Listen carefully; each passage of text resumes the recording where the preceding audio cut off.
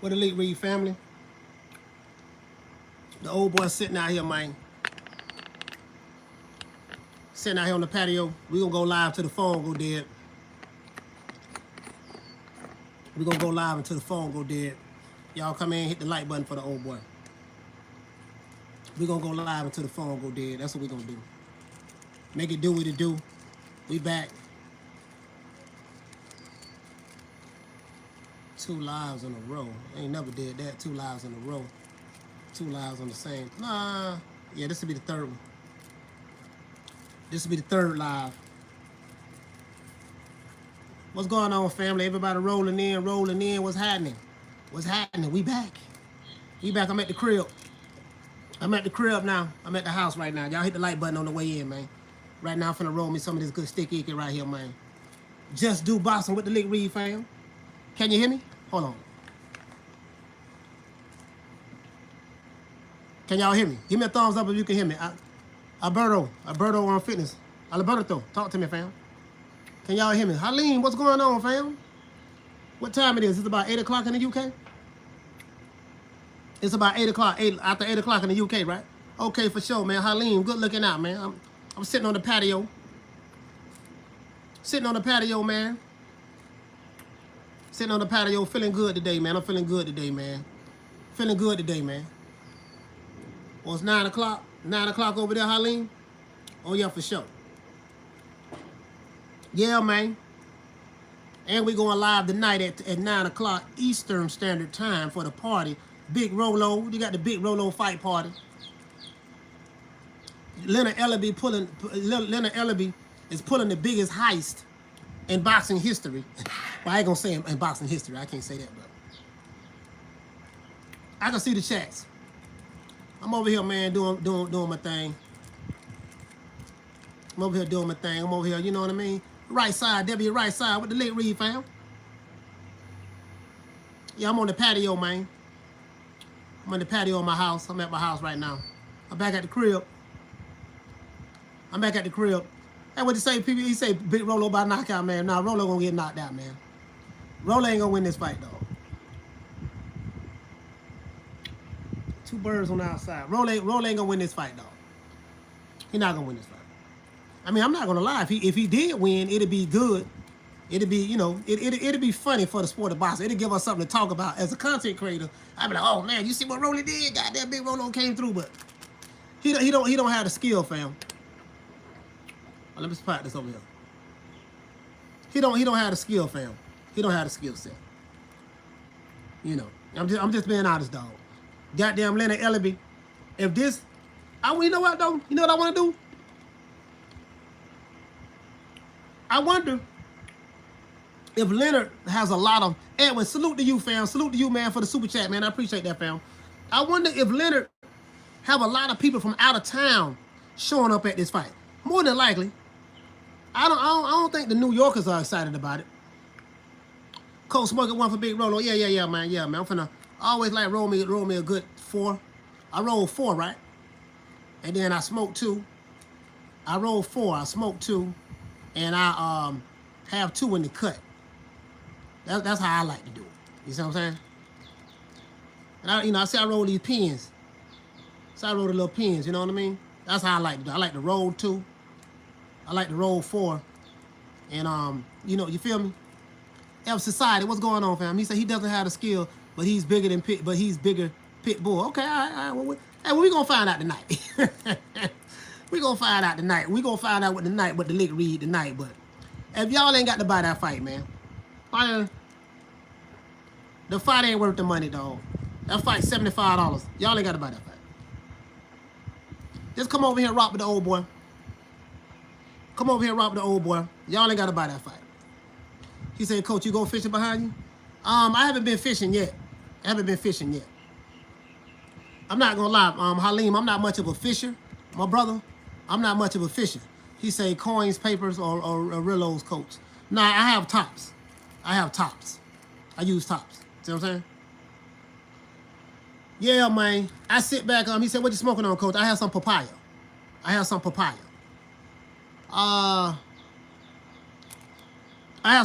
fam.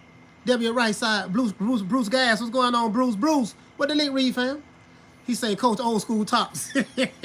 You already know, fam. Old school tops. Old school tops. He said, man, where's $100 to fill up gas? Yeah, shit. I mean, shit, bro. We damn near there in Florida. Shit, it cost me $100 to fill up my gas tank, and I have a car. Yeah, man. We you know what I mean? Shit. We have a car. Man, we have a car and a truck and an SUV. Shit, man. Talking about, you know, I ain't gonna even talk about that, man. I don't even want to talk about that. I'm gonna leave that at that, bro. I leave my certain things I don't want to talk about. I can't talk about. Well, I can talk about it, but I'm not gonna talk about it. You know, it is what it is. See, I don't sit back. Now you guys see why I be so happy all the time. I don't sit back and worry about. I'm gonna tell you guys something. Don't never worry about what no haters or anything saying about you online or anything. I don't worry about this shit. You know what I worry about that? My life is good. I don't worry about what another nigga got to say about me, to be honest with you. See what I'm saying? It's free. It's called free advertising and publicity. I got off the phone with Blood. I just talked to Blood, right? Blood Boxer, my homie right here in Florida with me. I told him, I said, look here, man. Listen. I'm not gonna mention nobody else's name ever again in life. No. It just don't make no sense. Like shit, for what? See what I'm saying? Never give your haters no platform for publicity. Cause it makes them feel like they're more important than what they really is. See what I'm saying? But anyways, let's get back to boxing. Shout out to Arlette. Shout out to my main man Myron. What you say, family? $80? Shit, nigga, please. Yeah, boy, I showed me so cheap gas prices. And the food prices don't went up, and the food shelves are empty. Down here in Florida, you got a lot of shelves, food shelves are empty now. You see what I'm saying? So, yeah, man, shit don't got bad, boy. It don't got bad, dog. It don't got bad down here, bro. Like, woo, it don't got bad, bro. I don't know what it made me. It don't got bad, bro. It don't got bad. I ain't gonna say a lie to you, but it is what it is. The housing market's still going well. Shit. When we bought this house, we sold our other house in Miami. We moved up here. We sold our house in Miami. We moved up here. He said, Coach is working so hard since the morning. He'll be knocked out by the end of the night. No. Nah, I won't be knocked out. Shout out to Lisa Bells. Lisa Bells, I see you. Shout out to Lisa Bells. Arlette. No, I won't be knocked out. I'm one of them type dudes. I have insomnia. It's hard for me to sleep. I won't be knocked out. I won't be knocked out. I can tell you that now. Got my little 4 rolled up. These 2 here gonna be for the night. So let me go ahead. I got my lighter. Okay, bam. See, I don't sit back and the haters watching us now. That hater that wanted to argue and debate with me yesterday. This is what I think about you.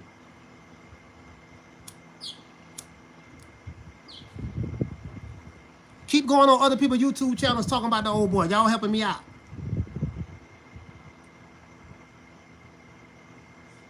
This is what I think about you. Sitting on my patio. Sitting on my patio right now, burning. This is what it is, man. Yeah, little green-eyed people, what you say, we want all the smoke. Those who was with us yesterday, ain't here today, that's fine. He said, this isn't rocket. Nah, this ain't rocket. This ain't rocket, fam. This ain't rocket. Damn, something just bit me. It's a little bug. This a little bug was biting me. I'm like, what the hell is this? Well, your ass dead now. Your ass is dead now. You dead in the doorknob now. PBC family, do you think Tank is gonna fight big? What'd you say? Is Tank gonna fight a big name next? Nah, he ain't gonna fight no big names. He ain't gonna fight no big name. Who was the hater that messed with Coach? Yeah, I ain't gonna say that. It was quite a few of them. One of them used to be on our used to be on our channel. He got mad about some shit, but I ain't gonna mention his name. It is what it is. He can haul ass. Peace, you know who I'm talking to. You can haul ass.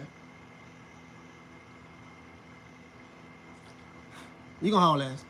We ain't gonna miss you. I can promise you that. He said on Blair. He said Blair Flair versus Rolling would have been a much better fight. Yeah. He said I missed the show last night. Someone messing with our coach. No. It wasn't on my show. It was on somebody else's platform. But don't worry about it, Bless. I mean, don't worry about all that. We good. We Gucci. We Gucci. See, I sit back and I don't worry about. You know what I mean? We Gucci over here. But let's talk boxing though. Let's talk boxing. They can talk till their lips fall off. We gonna keep growing. We gonna keep growing. Nah, that's not him. No, that wasn't him, all that. That wasn't him. It don't matter. All that, it doesn't matter.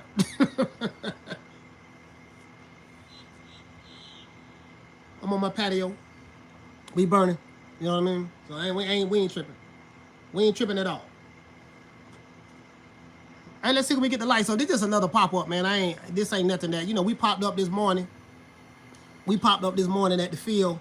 You know, he said they're about to catch 1-2 Coach Special. Yeah, we ain't worried about them though. I like to sit out here on my patio and think. It enables me, it gives me the ability to think. I like to sit here and think, look at the water. I like to sit back and think. I try to stay as relaxed as possible. I'm one of them type dudes. I do have a quick temper. I'm not gonna lie. I do have a quick temper, but I try not to be around people who would bring that out of me. For the most part, like the people I have in my life that I know, they not like that. I don't be around no negativity, so I don't be around no negativity at all. I cut that shit off quick. I'm so independent. And that's how y'all got to be. You listen, man, let me tell y'all something. You can't worry about, what you say, all that? She say, that's your backyard? Yeah, that's my backyard. That's my backyard. You can't worry about, see, I'm like this here. What happened yesterday is yesterday. What happens today is today. Never bring yesterday's hang-ups or bad news or negativity to today, right? Never do that. Never do that. Just, just keep doing you, man. Just keep doing you, shit. As a matter of fact, I'm gonna tell y'all this. The eagle doesn't worry about what the ants are doing on the ground. If you an eagle and you soaring high, if you an elephant and you walking through the jungle, you ain't worried about what the ants and roaches and rats doing on the ground. You got a bird's eye view of the situation. When you reach a certain level, it's just certain shit that you just shouldn't concern you. Certain concern you. Like the dudes I came up around, it's just the dudes I came up around, that's how we saw things. We ain't worried about that shit, man. We gonna twist, we gonna sit here and chill, and we gonna let them talk. We gonna let them talk, and they gonna keep watching us like they always do. They watching now. I can't stand that motherfucker. I hate him. Oh shit, they gonna live tonight at 9. They gonna be right here. Real life, what you say? He said, I'll be out chipping. And he said, I'll be out chipping. What you say, fam? He said, I'll be out chipping and pudding after getting high. You need a little green pudding surface. Yeah? Oh, what you say? You say, what you say, little green eyes speed? You say it looks peaceful where you at, Cole. Yes, very peaceful. Very peaceful. What you say, fam? You say, what you smoking on, bro? I'm smoking on some of this on papaya. Papaya. Yeah, man. We gonna sit here and do us, man. Listen, you gotta stay away from miserable people too. Motherfucker who miserable, they want you to be miserable with them. Cause they don't miscalculated and made wrong moves in life, and we all have made wrong moves. To be honest with you, we all have made wrong moves. But Moni Brown TV, Moni Brown, what's up, baby? I got some of this good gas over here, Moni. I got some of the good gas over here, man. It's indica. It's indica. It's indica, fam. Coach is in right now. Yeah, man, it's indica, fam. He said, what's new with boxing? You know, Casimero? Yeah, I know Casimero. No Casimero. Absolutely. Absolutely. I know on I want to say June the 7th, we have, June the 7th, we have, Nonito Doner. Nonito Doner. I think they fight on June the 7th, if I'm not correct. What does that, fam? He said he's here with me and his brother with me. Oh, okay, that's cool, man. That's good. Yeah, man. Yeah. Nonito Doner, man. Yeah. I gotta watch that fight. That fight gonna be like, I think that fight gonna be like 4 in the morning, 4 or 5 in the morning here where I'm at. I'm gonna be able to watch that. As a matter of fact, that's gonna be my first time going live at 4 in the morning, 4 or 5. We gonna go live 4 or 5 in the morning. Yep, about 4 or 5 in the morning. We gonna go live. Yep. Yeah, man. See my hair looking all rough, man. You know, I'm woofing it out though. Woofing it out. This shit, I'm woofing it out. Yeah, man. What to say? You subscribe? I appreciate that, fam. I appreciate that, my brother. I appreciate that. Tomorrow morning, yeah, we going live. No, we going live tomorrow after the fight. Yeah, tomorrow morning. If you in the UK, it's tomorrow morning. Yeah, no, it's not tomorrow morning. It's what you say? You say 7:30 a.m. Eastern? Oh, okay. For some reason, I thought it was like 4 in the morning, dog. Oh, I'm gonna be up. I want to do that. Yeah, man. Listen, man. That fight too good to miss.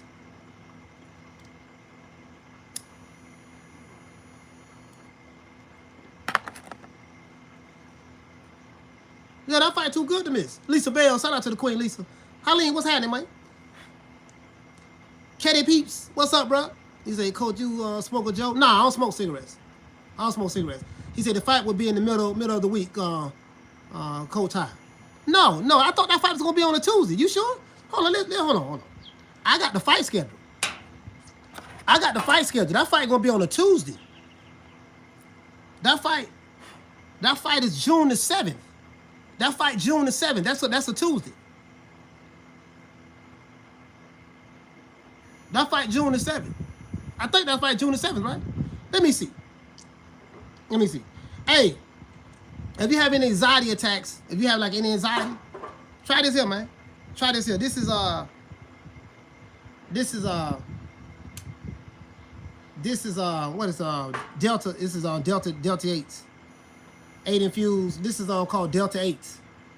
Is it Delta 8s or Delta 12? I think Delta 8 right here. This is 300 milligrams of Delta 8. This is Delta 8 right here. 300 milligrams of Delta 8 drops. CBD oil should have you. It have you right. It have you right. It have you right. Yeah, man. Little green ISP. Big Ron in the building. He say Delta not good for you. Yeah.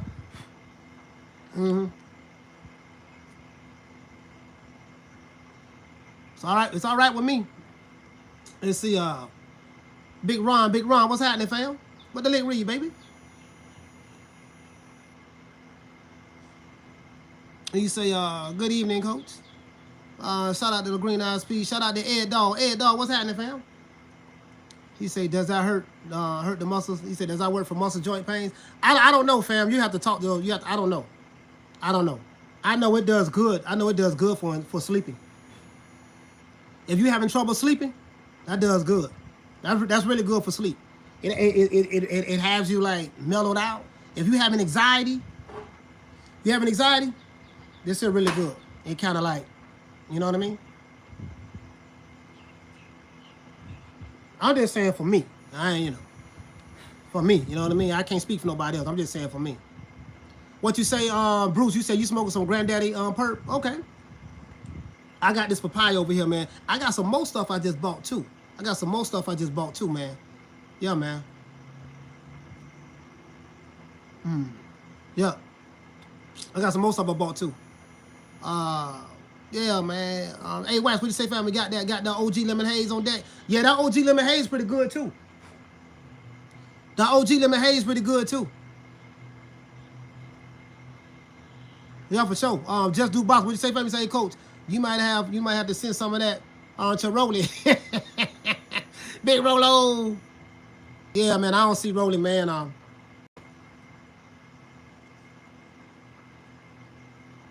Yeah, I don't see it, dog. I don't see it. Yeah, I don't see it with Rolly, man. I don't see it with Rolly. Right now, I just like to just like right now I'm just vibing right now. I might get me a glass of wine or something. I just like to just vibe. Like right now, normally I'd be at the barbershop. I'd be at the barbershop, you know, we'll probably go up there, play some dominoes or some shit like that. I might still go. I think they closing at about probably about 5. Then they still be up there playing dominoes. I might go up there. Shout out, man. Shout out to my main man, Myron. He said, yeah, the indica strand downers is good muscle for muscle relaxation. Yeah, I like the indica, man. I like to just sit back and just chill. Hey, Myron, because Myron, you kind of like me. You kind of like a high intense person, high energy person. You'll go from 0 to 60 real quick. So a person like me, because I go from 0 to 60 real quick, I'm already here. That's when I wake up in the morning. And, you know, shit can pop off at any time. You know, I was like that when I was a lieutenant in the Nation. I was like that when I was a lieutenant. Yeah, man, so you're going to need some shit that just, if you were here, you need some shit that's going to bring you back right there. You see what I'm saying? That's how I do it. Shit, I thought I had that anxiety attack. Shit, I thought I had that anxiety attack, man. I went to the hospital, right? Because I thought I was having some kind of stroke or something, right? This is real shit. Last October. I thought I was having some kind of stroke or something, right? I went to the hospital. They did a EKG on me, and it happened during the show. During the show, it was a show I did. I'm gonna show you guys the video. It was a show. It was he said, "Coach, you look high as a kite right now." No, I ain't. You know, I ain't high. I'm just chilling. It happened during the show last year. Arlette, you was on the show. You was there. It happened during the show. I think Lisa Bells was on there. Didn't nobody notice it though. I ended the show. I did like an hour and 20-minute show, and I ended it just abruptly. I was having a panic attack. I didn't know what it was. When I went to the hospital, they did an EKG on me. Everything was fine. My blood pressure was like 120 over 75, something like that. He's like, man, you ain't having no stroke. You know, you good. I don't know what's wrong. You know, he said, have you ever had an anxiety attack before? And then the nurse came in there, and the nurse said that you had an anxiety attack. An anxiety attack is when your mind go to playing tricks on you. Your mind go to making you think that you are in some kind of danger. You see what I'm saying? You're in some kind of danger. And the crazy part about it, hey, he say, house of God, too much stress. Dog, I wasn't even stressing, dog. Hey, house of God, check this out, fam. I was laughing on the show. I was laughing and everything, bro. I wasn't stressing about nothing. That shit just came out of nowhere. I was just laughing, dog. He said, was it when you laughed a lot? Yeah. I was just laughing, dog. I was just laughing. That shit. He said, you got a medical card, Coach? For what? I don't need no medical card to smoke no weed. Shit. I don't need no medical card to smoke no weed, bro. I got a medical card right now. Here go right here. I don't need no medical card to smoke no weed. Shit, in Florida, that's all we do. No, I don't take no pills. So anyways, I went to the hospital, right? When I went to the hospital, they gave me a pill. I don't know what it was. And the doctor was like, the nurse was like, look, just try one of these, right? And you can take these just maybe 2 hours before your show, and you go right into your show. So I took it that Friday. You know, normally I don't go live on Saturdays. And when I took it that Friday night, that pill they gave me in the hospital, I was on stuck for 2 days. 48 hours I was on stuck. I went to sleep, woke up on stuck all day. I was sleeping off and on all that day. I felt real weak. I ain't had no energy, none of that there. Sunday, it took 48 hours for me to just start. When I went into my show at 3 o'clock on a Sunday, I was still feeling kind of druggy, but I was coming up out of it. You see what I'm saying? I said, man, I would never take no goddamn pills. I said, you know what? From that point, that's when I started smoking weed. Started smoking weed October 2021. That's when I started smoking weed. I said, I never take them pills again. I ain't know what it was. I ain't taking that shit. And they gave me a prescription. They gave me a prescription to go pick up some more from CVS. I didn't even go get that shit. I didn't even go get that shit. Man, I ain't getting that. I'm finna go call my homeboy, give me some good green. And I've been, guess what? I haven't had a panic attack since. He said they gave you that perk 3,000. I ain't taking that shit. Talk trends. What you say, fam? Yeah, man. Hey, bro. I was on stock. Bro, the pill was small. The pill was small. Man, that shit had me on stock, dog. That shit had me on stock for 2 days. One small pill. What you say, little green ass pill? Valium? He said, Coach, I have been doing smack for a year due to stress. You say smack? What the fuck is... Who was a smack? What you talking about? Heroin? We call smack heroin. For real? Yeah, damn, bro. You need to get out. That's it. But, hey, boss, so shout out to my brother Myron, man. He say, facts, Coach. He said, we are kindred spirits. I'm very sensitive and I have insomnia since a child. I use indica to relax me for better sleep. Yeah, man. Listen, bro. Hey, Myron, check this out. When you smoking the weed, it ain't no beef. It ain't no... He said that's what smack is. Yeah, he probably smack. Yeah, we don't do that, bro. Smack is heroin, bro. Where I come from. Heroin. But, yeah, man, yeah, man, for real, though. Yeah, so, yeah, Myron, bro, Myron, it was a real small pill, dog. Man, that shit had me on stock for 2 days. Bro, I was like a zombie for 2 days. I'm like, weed don't have me like that. Weed had me like smelling good. And, you know, I sit back and y'all hit the light button for the old boy, man. We got 160 people in here, man. Hit the light button for the old boy. Yeah, so anything prescription over the counter, man, they can have that. Man, I ain't taking it. I'm good. I'm good. They was like, Mr. Williams, do you want to come? Mr. Williams, do you want to come get your prescription? No, I'm good. Y'all can have that. Send that back to the lab. I ain't get that. I got my prescription right here. Now, this shit's starting to hit me now. I ain't gonna lie to you, though. It's still starting to hit me a little bit. El Gallo, Negro, what's going on, fam? Bruce, what'd you say? Thorazine? I don't know what it was, fam. Any gators in that lake? No, there's no gators in the lake. No gators at all. You got, diazepam, 10, we blue boys. Bruh, I tell you what. They ain't never got to worry about me taking nothing. Boy, listen. Boy, if it ain't the good green, shit, nigga, please. Boy, if it ain't the good green, boy, I ain't messing with it. And what they say, weed and water. That's it. You know me. I drink about a gallon of water a day. I have to. I gotta drink about a gallon of water a day. I ain't doing no show till the night, so we might well burn another one. Hold on. Yeah, man, smoking that good green, man. I ain't had none of this in a while, though. This right here? Yeah. Yeah, this CBD oil is pretty good, though. This here pretty good. I'm not gonna lie, it's pretty good. I don't really take it. You know what I mean? Because I got the weed. Because I was gonna take this instead of smoking, but I say, man, let me just take it back to the old school and shit. Ever since October last year, I've been burning. He said, I think it was narco. I don't know what it was, dog. It was a real small. You know, I ain't think it was gonna do nothing. I said, oh, look how small this is. He say about to do some chores. Got some old school train wreck on deck. Okay, cool. Yeah, I was gonna. You see what I'm saying, bro? It had me. I was like a zombie for 2 days. 2 days. He said, Coach, how you feel about Tank push? That ain't nothing, man. Tank barely pushed the man. That was some stuff that they did to try to hype the fight up a little bit more. That's all. Yeah, I might as well burn one. Shit, hey, I don't burn the one already. Might as well burn these other two. I don't roll 4. I might as well burn these other two.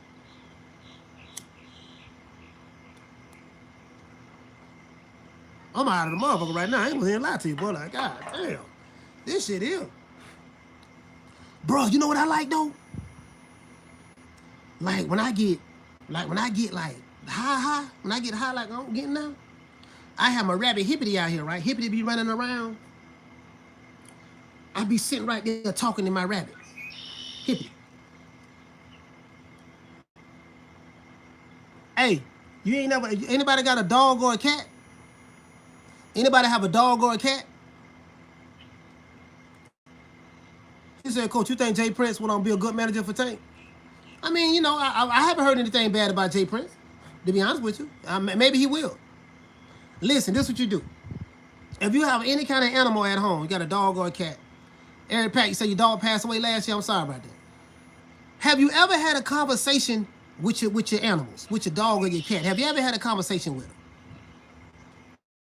Just sit down and talk to you. I don't know what you say. I do dogs.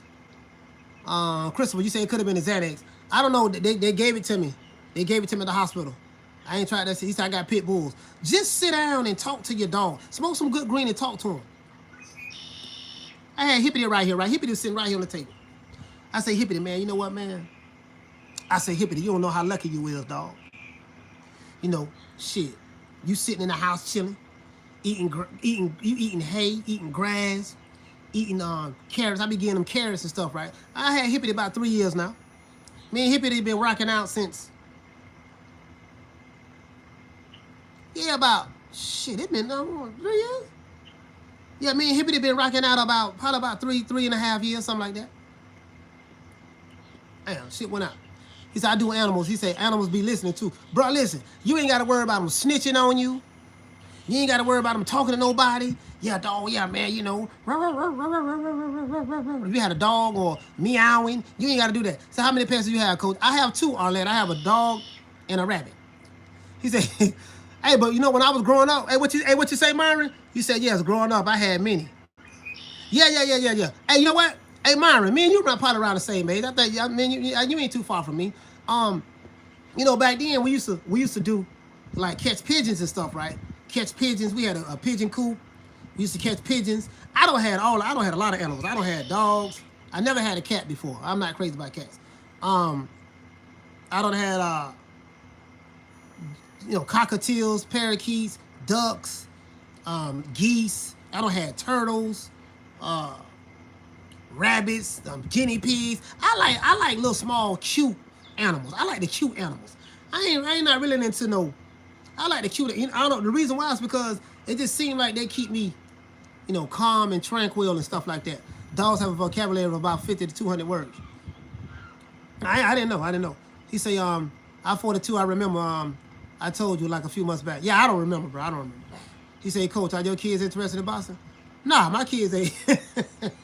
My kids right now, my daughter Sanaya, my son Malachi, little Kai. Kai, they, man, the only thing they interested in is Roblox. Roblox. That's all they interested in, Roblox. That's it.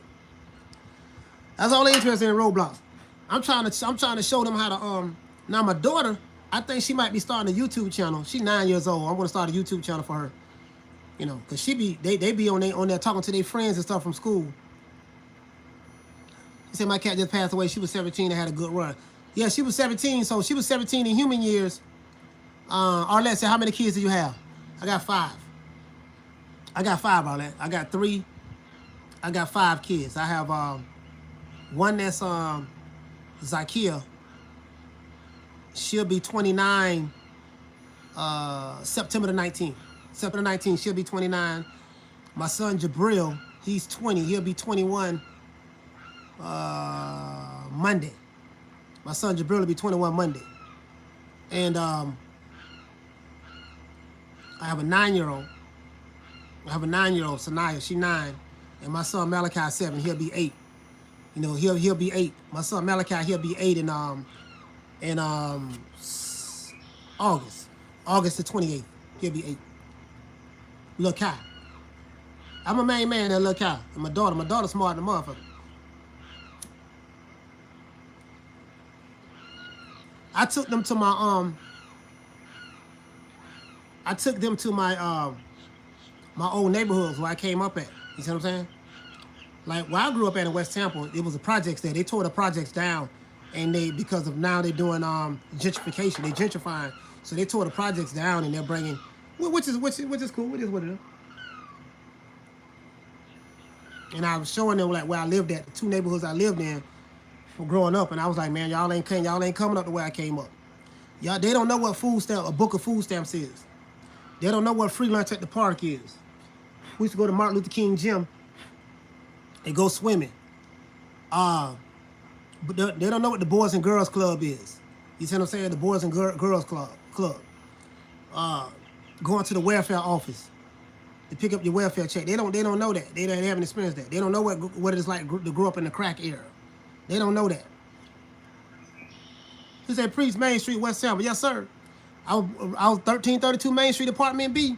I was born in Tampa General Hospital on the 3rd floor, 8:01 at night. 8:01 at night. I still got my old original birth certificate in my original Social Security card. Book of food stamps. They say they don't know nothing about that. They don't know nothing about that. They don't know nothing about when you're on welfare. The social worker used to come to our apartment once a month just to check and see are there any male clothes in there? Do you have a man living in the house?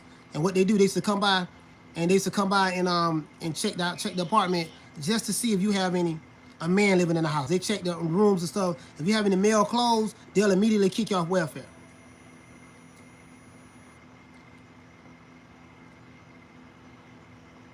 He says, I hear you. My apostle raised there. I was raised in Tampa Heights. Oh, Tampa Heights, yeah. Hey, you need to see what they're doing in Tampa Heights now. You need to see what they're doing in Tampa Heights now, fam. He said, Al, how old are you, bro? Oh, okay. You're shining now, coach. Onwards and blessings. Yeah, they don't know, man, like the original General Hospital. Oh, you talking about the original General Hospital? Hey, no, they got a General Hospital everywhere, though. I think in every city they got some kind of General Hospital.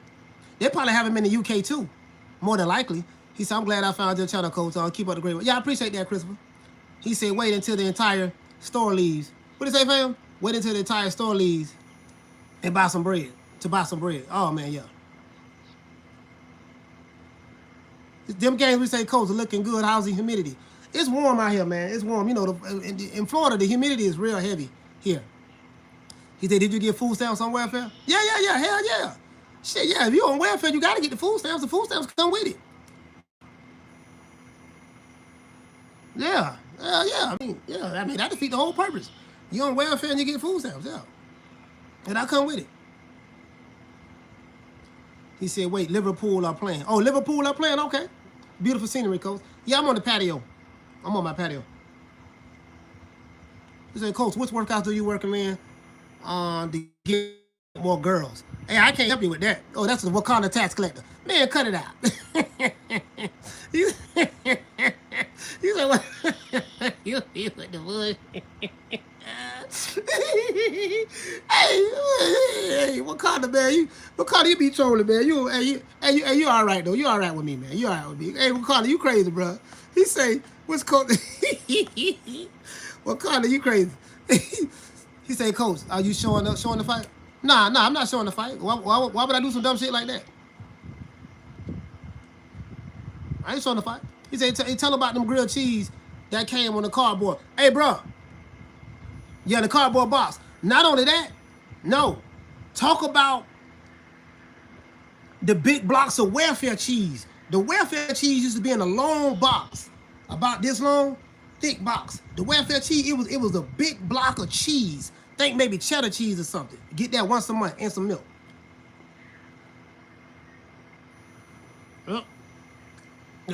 Yep, for sure. Yeah, for sure.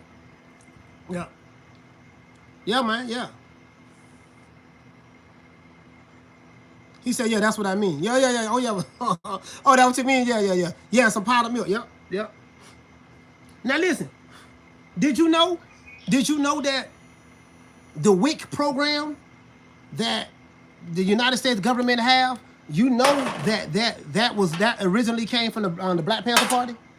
The WIC program was something that the Black Panther Party started. The Black Panther Party had the WIC program in the hood where they used to feed the communities back then.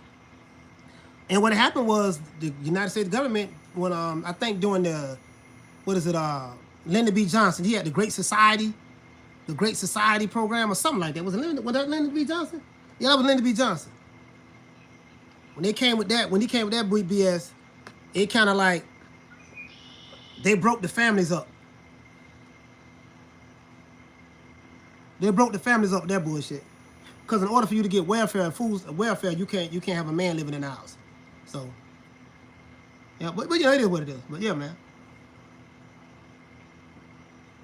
Yeah, the Black Panthers came with that. That was their program. Yeah, the New Deal.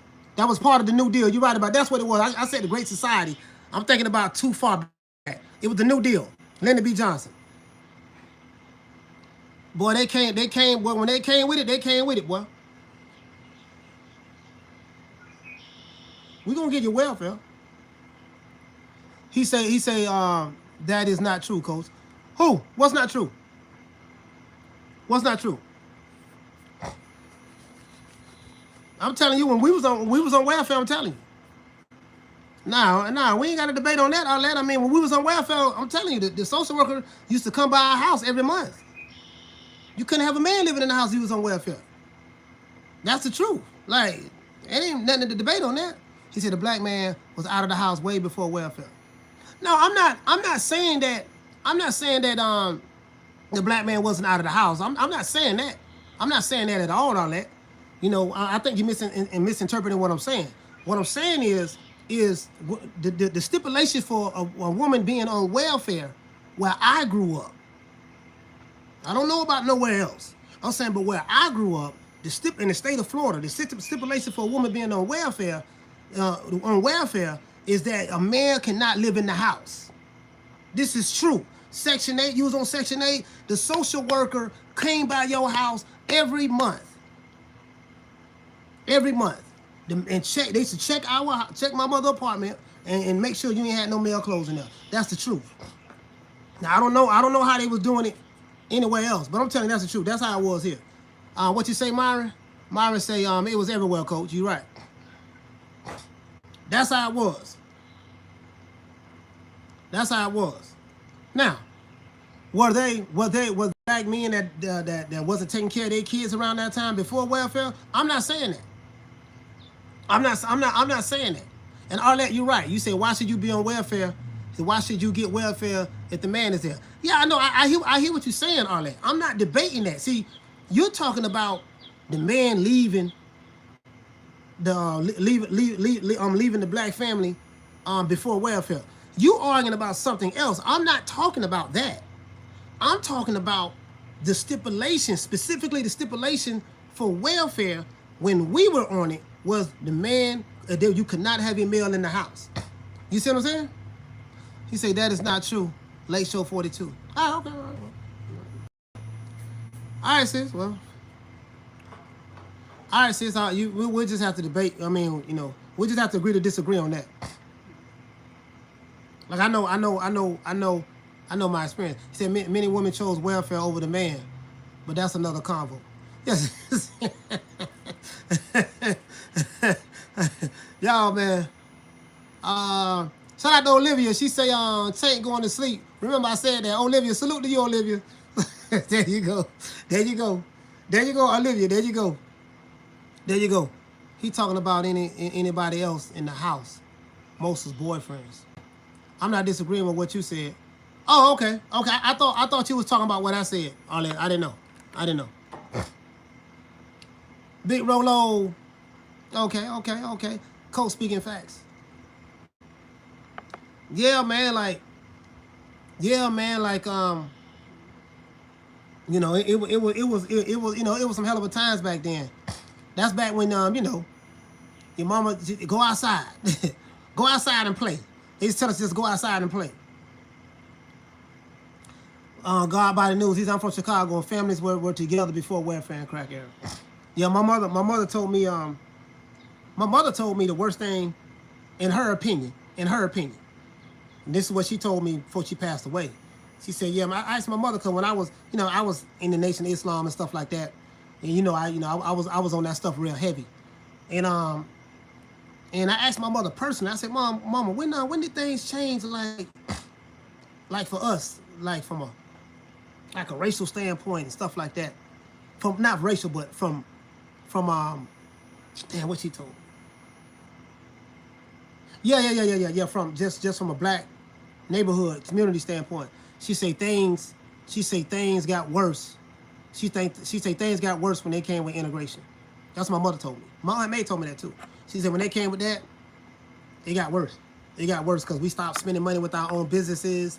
we stopped supporting our own businesses, and we took the money out of our community, which our community ended up turning into neighborhoods. Now, this is what my mother told me. Our community turned into neighborhoods, and we started spending money with other communities, making them rich, and a lot of our businesses had to go out of business and stuff like that. Is, that's what she said. And then right after that, this era came. My mother was born in 1944, so she, she's only speaking for me. She telling me what was going on before me, and then of course when I was little growing up, I started asking her a lot of questions, and that's how she broke it down to me. That's how she broke it down to me. And then crack hit the streets. T-Culture, you're right. Crack hit the streets in the 80s. Now, I came up in the 80s. When I came up in the 80s, hey, this is a true story, dog. This is a true story. Let me tell y'all something. 1988. 1987. I was in the 8th grade. Right? I got this panther on my arm because of my mother. Because my mother was in the Panthers when she lived in Philadelphia.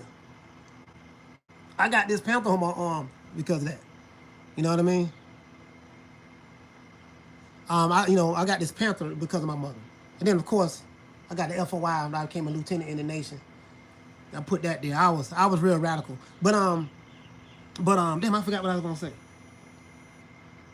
Damn, I forgot what I was gonna say, man. I forgot what I was gonna say. He said the African American population of America has a combined GDP of $2 trillion, but most of that goes out of their communities. Well,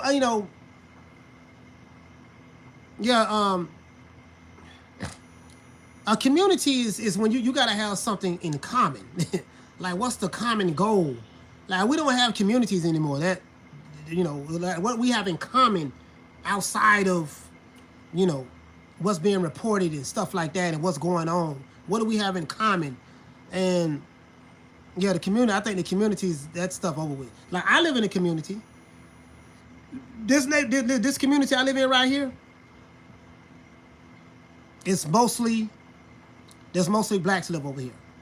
Well, I ain't gonna say mostly. I can't say mostly. I'll probably say it's about half. It's like black families. When I say families, I'm talking about husband and wife. Black families. You have a lot of Hispanics live over here. Families, though. And you have white families live over here as well. So you have a mixture of white, black, and Hispanic in this community. And it's a community because literally most of all of these houses, it's like maybe 3,500 homes over here, 3,500 homes over here. And you're going to see man and woman, husband and wife. Like, literally, I'm not making this up. See what I'm saying? Yeah, I'm not making this up. I'm dead ass serious. So this is a community. No, it's not retired. Like, people my age, and it's people my age. Everybody pretty much in their 40s for the most part. 40s. Some of them in their 50s and 60s as well. But no, this is just just a working neighborhood. Just a working neighborhood, that's all. Just a working neighborhood. That's it. And it's all families over here. Everybody's strapped. Everybody's strapped. I mean, everybody is strapped over here. Because you got to understand, you're dealing with families, and you got husbands and wives, and they have children and stuff like that. They got a whole lot to lose. So, these people here, they're going to do what they got to do to protect their shit. You see what I'm saying? Everybody get along. Everybody get along over here for the most part. Right? And if they don't get along, it's not out in the space or nothing like that. But, so I talk to my kids all the time, man. I let them know, listen, man, this is where I came from. This is where I grew up at. You guys don't have to go through that. You see what I'm saying? You guys don't want to go through that. You know what I mean? So, Arlette, what you say, Arlette? Arlette say they want to blame the mother who raised them on her own, but don't care to criticize the deadbeat dad. Arlette, I'm with you on that. I'm with you on that, Arlette, because at the end of the day, we need each other. And that's any family. I think we need each other. He said, oh yeah, he said, Coach, you forgot about what you were saying in Crack 1987. Okay, cool. Thank you for letting me know that, man. The weed got me forgetting. 1987. I was in the 8th grade. And that was around the time I started hustling myself, right? In my neighborhood, when I moved to when we moved from West Tampa, I was 13 years old.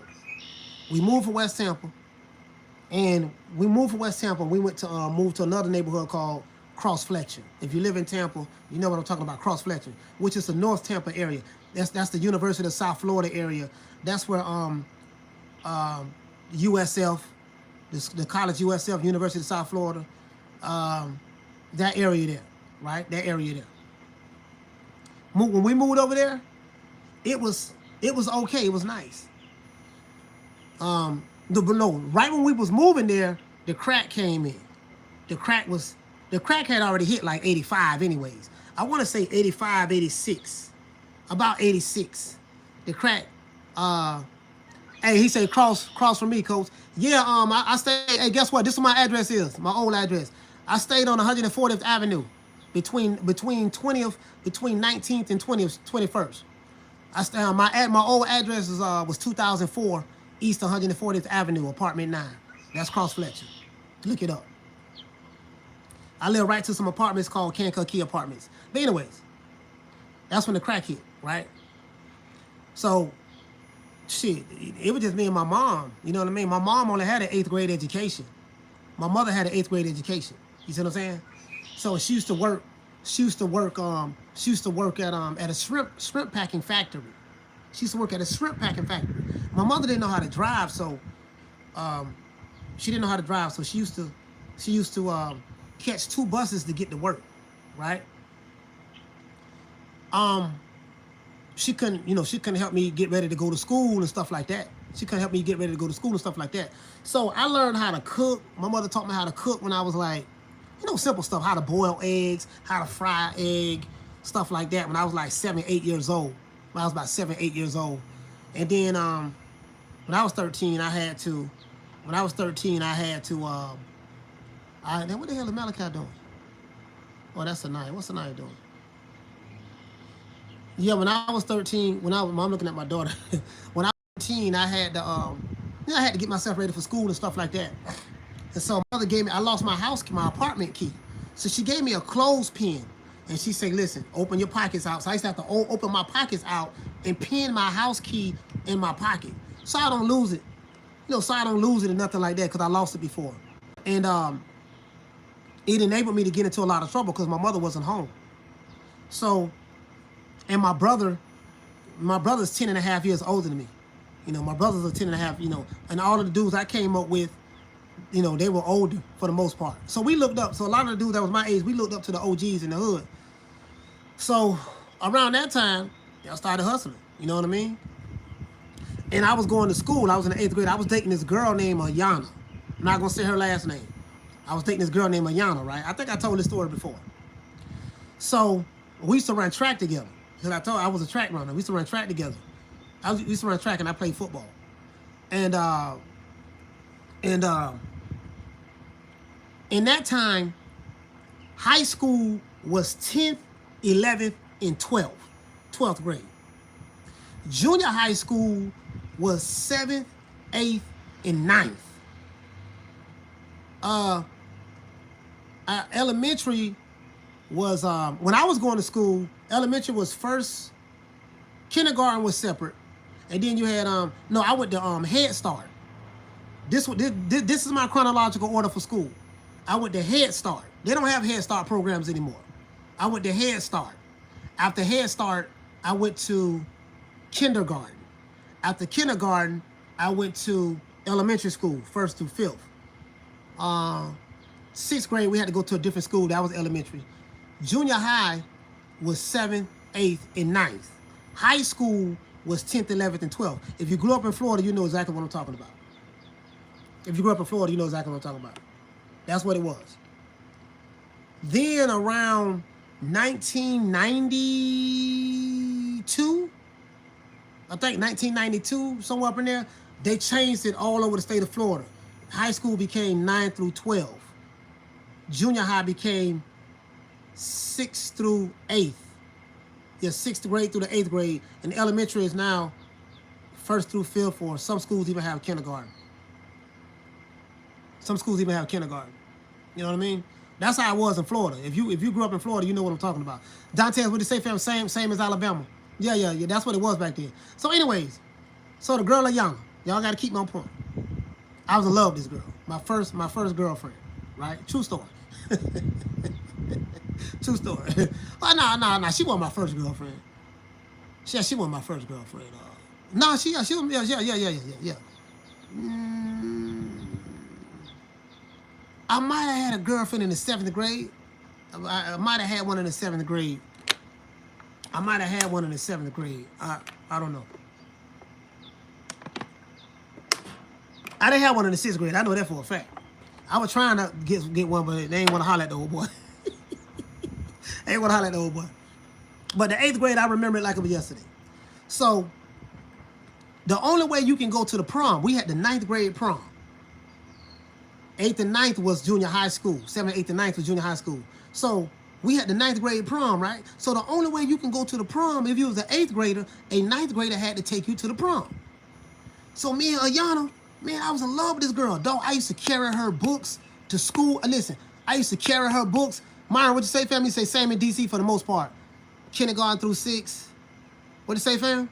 7 and 9 is middle school. Or junior, and 9 through 12 is the high school. Yeah, so we had, hey, Myron, probably when you was going to school too, it was probably junior high school when you was going. Because it was junior high. We didn't have middle school. It was junior high. Anyways, back to what I was saying. 2 weeks before the prom. Man, I used to, man, this girl, man, like, we used to kiss on the side of the bus after the prom. I was in love with this girl, man, like, bro, religiously. When the bell rang, I'm walking her to her class, holding her books. This is a true story. I ain't making this up now. This is a true story.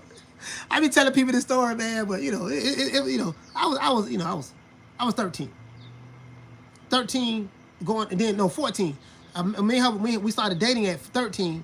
That's when you used to say, hey, would you go with me? That's when you used to write the letters. Hey, remember that? Y'all, hey, Byron, you remember that? Would you go with me? So she said she'll go with me. Where we going, I have no idea. So, she went with me. You know what I mean? She went with me, right? They got 2 weeks before the prom. 2 weeks before the prom. I used to walk her to the classroom, holding her books, and then when the bell rang, I know she gonna go to her locker. I ran down to meet her at the locker and walk her books and stuff. It's this dude named Ed. I ain't gonna say his last name. That's my dog. Ed was about Ed was about 2. One thing I know, I'm sitting in the hallway waiting on my girl, waiting on the Yana. I'm ready to, walk her to a classroom like I've been doing for most of the school year. I see her walking with Ed. Right? Locking his elbow. She walking like this. Like, I'm on the left now. She won't even look at me. She walking like this. So she holding Ed's elbow like this here, right? And then Ed holding my girl books.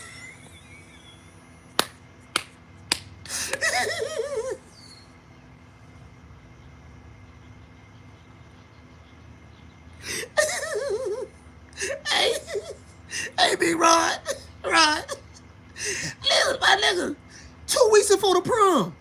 Now the only way I'm gonna go to the prom, she got to be the one to take me, right? Listen. I'm holding.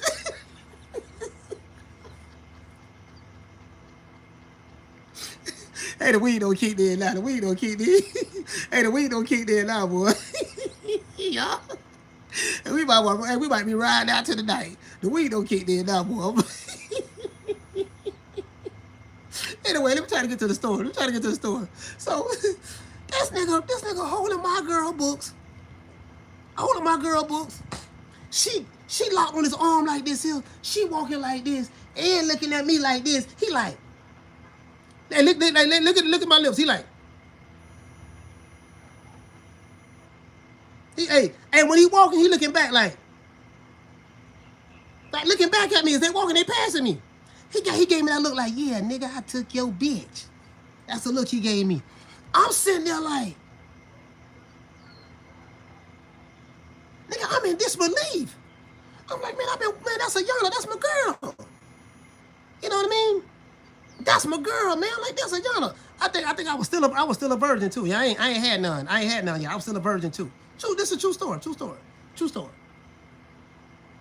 He walking like this nigga walking with my bruh. She like this here. He looking at me like Like, yeah, nigga, I took your bitch. You see what I'm saying? I'm like this, I'm on stuck like. And my homeboy, I had two homeboys. Herman, my homeboy Herman, and I had another homeboy named Marcus. Now Herman and Marcus got all the females. Marcus was a light-skinned dude. His daddy was Cuban. He had the deep finger waves in his head, like just naturally. Light skin, long fingernails. We talking about the 80s. You know, light skinned niggas. He was light skinned with cat eyes. So I can't beat that. You know what I mean? Light skinned with cat eyes in the 80s with long fingernails.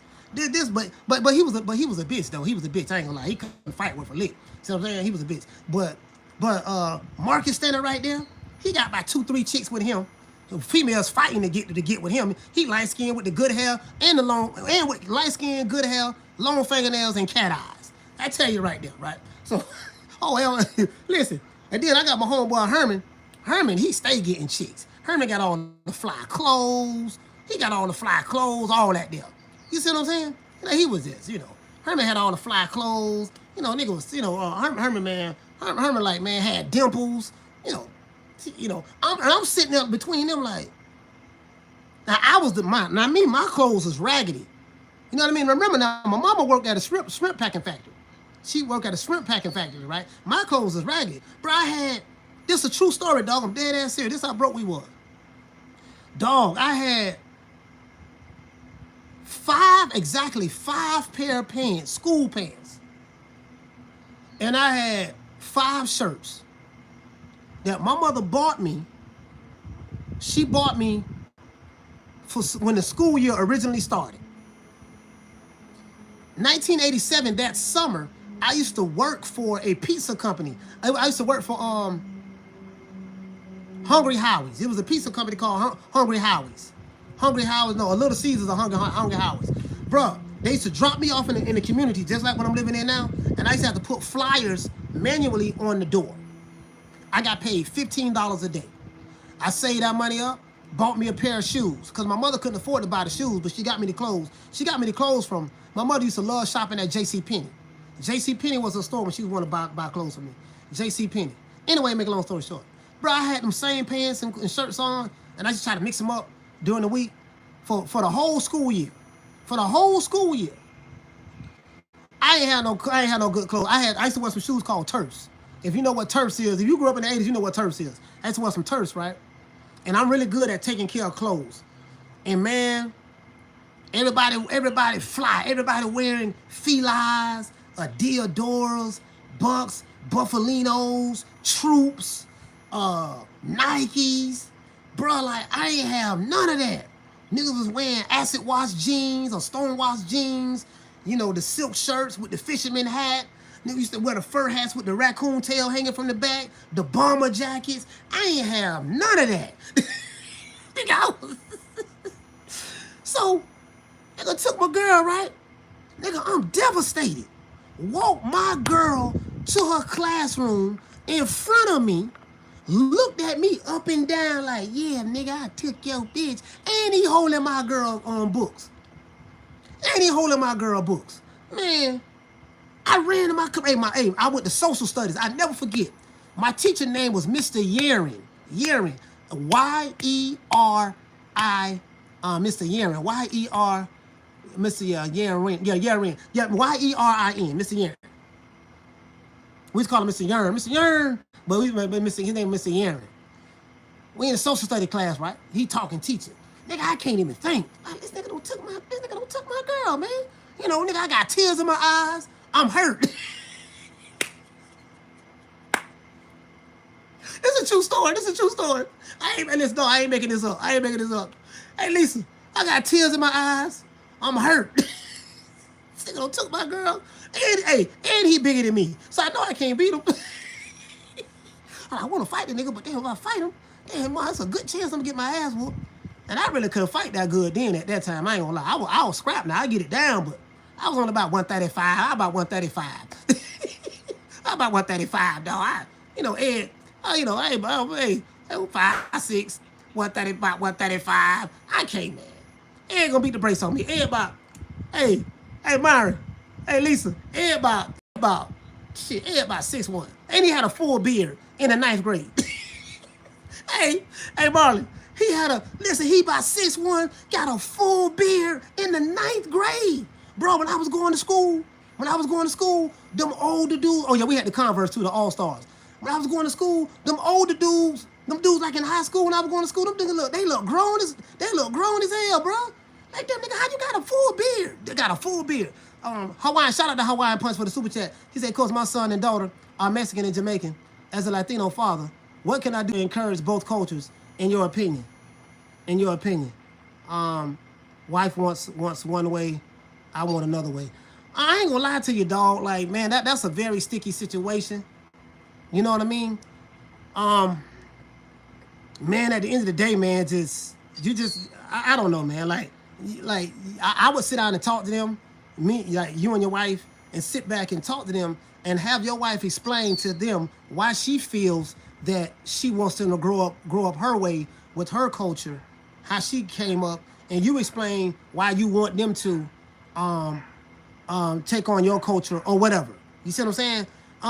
At the end of the day, dog, we in America, man. When your kids grow up, they're gonna do what they want to do anyways.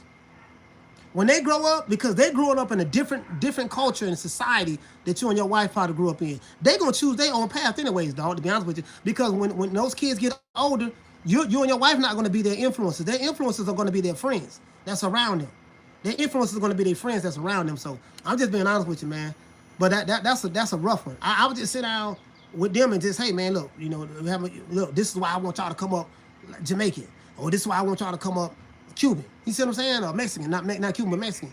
And you know, at the end of the day, man, hey, for F Society, what do you say, fam? I had a full beard at 13. I remember going to Double Dare at Nickelodeon Studios. I look crazy, bro. I'm telling you, bro.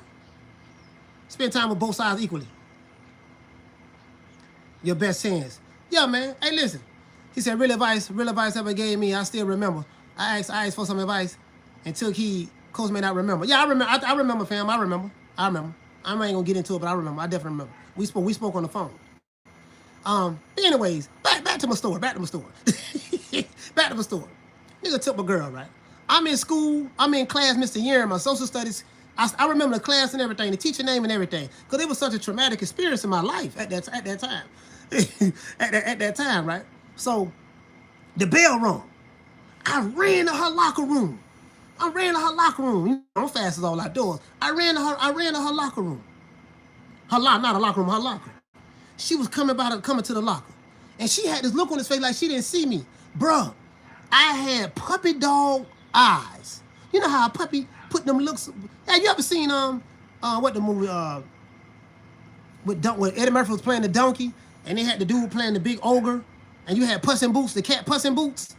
Yeah, Puss in Boots. I had put one of them Puss in Boots looks on my face, right? I said, Ayana, baby, what's going on? Yeah, Shrek, what's going on? Why you walking with Ed? Guess what she told me? You know what she told me? She said, I just don't want you no more. Opened up her locker, took her books out, closed the locker. Ed was walking by, gave Ed her books, locked with his arm, and walked off. I'm standing right there on stuff. Ed still looking at me like, he ain't say 2 words to me. She told me, I just don't want you no more. Nigga, I was hurt. I was devastated. Guess what? 1980, that was 1987, 88, right? 1987, going into 88. The school year went from 87 to 88, 88 to 89. I graduated in 92. Remember that, I got my GED in 92. 1988, crack era was very, very heavy at that time. I told myself I would never go out like that again. Nigga, that I was 14 years old. I started hustling at 87, but I wasn't good at it. I was terrible. 88 came that summer. I told myself, I say, dog, I would never get this like that again in my life from any female. Nigga, I'm gonna make sure I got the felines, the Deodoras, the corduroys with the silk shirts, the fisherman hats, the Chuck Taylors. Nigga, I'm gonna have the Bucks, the Troops, the Buffalinos. I never wore Jordans. The latest Reeboks, the latest, bro. I had some Patrick Ewings back then, bro. I'm talking about, bro. I'm gonna make sure I have everything. I'm gonna make sure I have everything, bro. When I went back that next school year in the 9th grade, man, nigga, I was. Bush, he say, shout out to Dante. You say at Bush Garden with the fam, coach. Check in with you for the fight. Okay, for sure, fam. Bruh. And the school I went to was right down the street from Busch Gardens. I said, I ain't going out like that. Back then, bro, the females ain't want, if you wasn't a dope boy, I had the Flyers gear, sisters weren't checking for you, bro. Sisters weren't checking for you. The sisters were not checking for you. They wasn't checking for you. If you wasn't, you didn't have the Flyers gear, or was the it dude, man, the sisters wasn't checking for you, bro. I don't care what nobody say. They weren't checking for you. They wasn't checking for you. That's how it was back then. Bro, when I came back that next year, nigga, I used to go to school about $700-800 in my pocket. I had jumped in the game. I started at 13, but I jumped in the heavy at 14. Man, bro, when I came back that ninth grade year, man, shit. I'm like, yeah. Yeah. Nigga, listen. The dude with the cat eyes, my homeboy Marcus with the cat eyes, light skin, green eyes with the light skin with the cat eyes and the hair. Guess what? I was pulling just as many females as he was pulling. Matter of fact, I was pulling them strong because he was a bitch. To be honest with you, he was a bitch. You see what I'm saying? I ain't gonna lie to you. And he was so soft. See, the light-skinned dudes was looked upon as soft in the 80s. This dude here was so soft. He had a girlfriend named Cookie. Cookie, same name as my dog. Cookie was fine. Well, Cookie was fine in the mug. I ain't even saying lie to you. Cookie was finer than the mug, right? He had a girlfriend named Cookie. Marcus was so soft. Dudes used to walk up to his girl in front of him while he walking with his girl and try to talk to his girl in front of him. And she used to be like, Cookie used to be like, you don't see my man standing there? They used to be like, man, fuck Marcus, he ain't gonna do nothing. And that's exactly what they used to say. Fuck Marcus, he ain't gonna do nothing, and turn their back on him. Guess what? He won't do nothing. He won't do nothing. He didn't have no heart. You see what I'm saying? You know, this is how the dark-skinned dudes were. They was looked upon as like they was with it. You see what I'm saying? But that's when colorism was real strong at that time. Colorism was real strong at that time. You see what I'm saying? So yeah, man. So that's just how it was, man. I came back that next year, nigga. I still remember Ursula. She was exotic. Oh, I thought you meant Ursula that went to school with me. There's a girl named Ursula went to school with me around that same time. Yeah, yeah, man. That next year, man, I had so many girls. I haven't had a problem with women ever since. None. Nigga, I got my game on point, got my swag right. He said, them type of dudes can't keep a girl. No, that was back then, man. That was back then. I'm saying the 80s, the light skinned dude. He say, you lost your virginity in the 9th grade, coach? Yeah, in the 9th grade. Yeah, in the 9th grade. Yeah. As a matter of fact, it was I was 14. I was 14. Yeah, I was 14. He say, women love men that can protect them. I'm just saying we was kids though. We was teenagers. I'm just saying back then, like, listen, you got some dudes who, shit, you got some dudes, bro, that was real square back then, that the females wasn't checking for. But guess what? They that guy now. Those dudes there, man, them dudes, man, they got good credit. They got so much, man, they got good credit, really good money. Real good money, make a good living. And like the women now understand. Listen, man, we need stability. Hey, that street dude, his ass going to jail. All that call it home, collect and stuff. Now these women realize, man, if I had a chance to do it all over again, that dude that was the nerd that we was to laugh at, I would have got with him. They would have got with him, bro. There's a lot of them sisters that was hot and fine back then when I went to school. I'm like, damn, what happened to you? And then some of the dudes I went to school with, the sisters, a couple of them who may have their stuff together, they looking at that dude like, damn, what happened to you? You see what I'm saying? So that's what it was back then, man. That's what it was back then. That's what it was back then. Coach said, build me a lake in my backyard. No.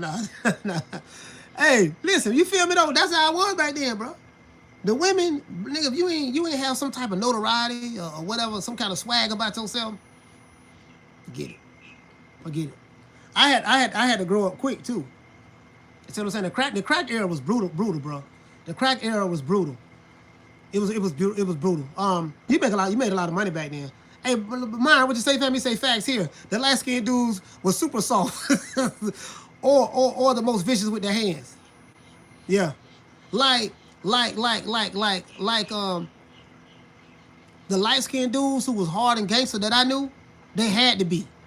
They was made that way because they was always looked upon as soft. Since they was always looked upon as soft, what they did was, and they had a lot of the light skinned dudes used to get jumped. They used to get jumped, and those ones who did come out hard, they weathered the storm through all of that, and they had to be extra vicious to let people know. They had to go through extra things in order to get their point across. You see what I'm saying? Like, you know, like if you're like, Brian Myrie, you know what I'm talking about. Like back then, if you're dealing with a guy in the hood that's he the gangster, he the hard dude, or whatever the case may be. Sometimes, and I'm not saying it's right, guys. I'm not saying it's right, but sometimes you got to go through extra measures to get your point across. The reason why is because if you don't, then it might be other dudes that may want to try that same thing that the other dude did. So you go to the extreme with this one dude, make an example out of him, and that let everybody else know. You see what I'm saying? So yeah, it was some. Cause I had a homeboy named Eldrick. Eldrick had a long leisure curl, light skinned dude, but Eldrick had some hands, bro. You see that Jerry curl swinging everywhere? Eldrick had some hands, bro. Like Eldrick, man, shit. Well, I seen him put paws on many dudes. I'm like, this light skinned nigga can fight, boy. That was my dog too. He was my homeboy. I couldn't whoop him. He was nice, bro. He was nice, bro. Eldrick had them hands, bro. Light skinned dude, bro. Light skinned dude with a Jerry curl. Light skinned with a Jerry curl. And guess what? He'll put them paws on you. Guess what? He be the first one to fight. Eldrick, man, chill out, man. You tripping? No, man, that nigga trying you. When you gonna let that slide? I'm like, Eldrick, man, you tripping, dog? He went the extra mile because he was light skinned with a Jerry curl. He had to, bro. He had to. He said, he can't know. Hey, this Eldrick was the type of dude like this here. We walking through the mall, right? This back then, we used to go to the mall and hang out at the mall. Every Saturday, everybody go to the mall. We go to the mall to see the girls and stuff, man, and try to talk to the females at the mall. Hey, Red, what's up, baby? You know what I mean? What's happening with you? Hey, Black, come here, let me holler at you, man. What's going on? What your name is? Yeah, you in here by yourself? What's up? What you want? You see what I'm saying? Let me get that chalk. We used to be like, yeah, let me get that chalk. Let me holler at you. You see what I'm saying? God damn, babe, what's going on with you? All right? Looking up and down, talking to her. If she get to smiling, you know you got her. If she get to smiling, you know you got her then. You see what I'm saying? She go to smiling. Yeah, what's going on? Yeah, babe, what's going on? What's up with you? What's happening? See what I'm saying? Back then, I used to front hard, too. I used to go to school. I have $500 in my pocket, right? We used to get like 100 ones. Right? And fold it and put the ones in the middle. Like this is what I used to do, right? I used to front so hard. Me and my homeboys, we used to do this. But I used to front so hard sometimes. Like I might have had no cop grab some dope, right? Grab some stuff, right? I was the type of dude, I used to spend every dime I had on my product. I spent every dime I had on my product and then, flip it. You see what I'm saying? This true story. I used to have sometimes if I had read up and copped a lot of stuff, I had to sit back and, I wasn't pushing no weight in that, just stones, packs, stuff like that, a few zones. But I'm saying as a teenager. But you see what I'm saying? So I used to go to school. I had like $300. I have like $200 in. I have 10 20s. I have 10 20s, And then I have a stack of $100. I have I have 100 ones in the middle. I used to pull that knot out like this here. I like, yeah, man, yeah, you feel what I'm saying? I be flipping the counting like, yeah, man, 20, 30, 20, 40, 60, 80, 100, 20, 40. Yeah, let me go ahead and put it on up, man. I got all 20s in here. Let me go ahead. I never counted all. I used to count like, if I have $400, I have on 15 20s and the rest $100, $100, not rest $100, rest on dollar bills. I'd be flipping like, I know the cutoff point. I flip about 20 of them back. Yeah, man, I used to do stuff like, I see a female right there, right? See a female right there. I'll walk to the, I'll be walking by, act like my people going off. I used to act like the people was going off, right? I had the people, like, goddamn, who this is? Man, goddamn, where my money at? Girl sitting right there. I'll pull the money out. Damn, hold on. 20, 40, 60, 80, 20, 40. Oh, yeah, everything there. Just front. Yeah, everything there. Everything there. So she's sitting there looking all wide-eyed. Yeah, what's up, baby? What's going on, baby? You all right? Yeah, what your name is? Oh, my name, such. Oh, yeah? Yeah, damn, what's your phone? Hey, that's when you say get the 7 digits. Hey, let me get them 7 digits. You know what I mean? Hey, them jitter boys, they don't know nothing about 7 digits. See what I'm saying? Hey, let me get them 7 digits. Let me get them 7 digits, you know what I mean? And you had to have a good memory. If you ain't had nothing to write nothing down with, that's when you had to remember the phone number. Hey, listen, if you ain't got nothing to listen, you'll tell yourself that number all day. Okay, until you get to a pen. All right, 754, 754 8737, 754 8737, 754 8737. Hey, let me get a pen. 754. Like she may just give you the number, just walk off. You see what I'm saying? You got to keep saying that number in your head. You know what I mean? So you don't forget the number. And then when you get home, you're gonna call her. You're gonna call her. You say, hey, let me speak to Erica. Erica, what's going on? Erica, what's going on? This Malachi. Yeah, you remember me today? Yeah, I remember you. You the one who pulled out all that money. Oh yeah, oh yeah. I ain't know you saw that. I did it for the purpose of her seeing it. I ain't know you saw that. I ain't know you were looking. You know what I mean? My beeper head went on. Yeah, I remember you. Yeah, what's going on with you, man? Let's get together. You know what I mean? We probably get together. I catch the bus over our house. I had bought my first car when I was 14 too. I bought my first car. I want to say, hey, Muff. I bought my first car, I think December 1988. Back then, you didn't really go to jail for driving without license back then. The police would just pull you back then and get out the car, man. You can't drive no more. We don't want to see you driving. Pull the car over, and you had to get out and walk. You see what I'm saying? You couldn't. You know what I mean? They wasn't really tripping like that back then. They wasn't really tripping back then. You see what I'm saying? He said, watch the new interview with Captain Ford and Blue today. Yeah. So yeah, man. I'm gonna check it out. So they didn't really sweat it back then. But I bought my first car. I want to say November, December. It was I had a Granada. I had an all white 1970. Was it 74? No. I had a Granada. I know I had a 1985 Granada, all white Granada. That was my first car I bought. That was the first car I bought. Damn, I forgot what I was gonna say, dog. Damn, I forgot what I was talking about. Yeah, the girl. So yeah, the girl. So yeah, man. We should just be fronting, dog. We should be fronting, dog. That's all. And then if you mess around and had a car, you had a car back then. Shit. Back then, them hoopties was in style. Like you had the bucket car, like the hoopties and stuff. Oh, that was in style back then. As long as you had some dark tinted windows and the dew blew and the dew was blowing, the AC, you was good. Long as you had a car that had AC in it with dark tinted windows, you was good. You was good. And then of course, as time progressed, you know what I mean, started upping the car game up a little bit. Hey, he said you would talk about back into the honeys, coach. Bro, all you needed was a car, bro. Hey, Ronald Figler, he said, yeah, in DC you could drive cause it was an all black city. Yeah, man. He say it's so much fun back in the 90s. Yeah, shit, I'm talking about the 80s. I'm talking about the 80s. And then in the 90s, boy, woo, the 90s hit. The 90s hit. In the 90s was like, let's see, 1990, what came out? Ice Cube came out with America's Most Wanted. Public Enemy came out with Burn Hollywood Burn, The Fear of the Black Planet. 1990. Oh shit. My mind going blank. Who was out of 1990? New Jack City came out 91.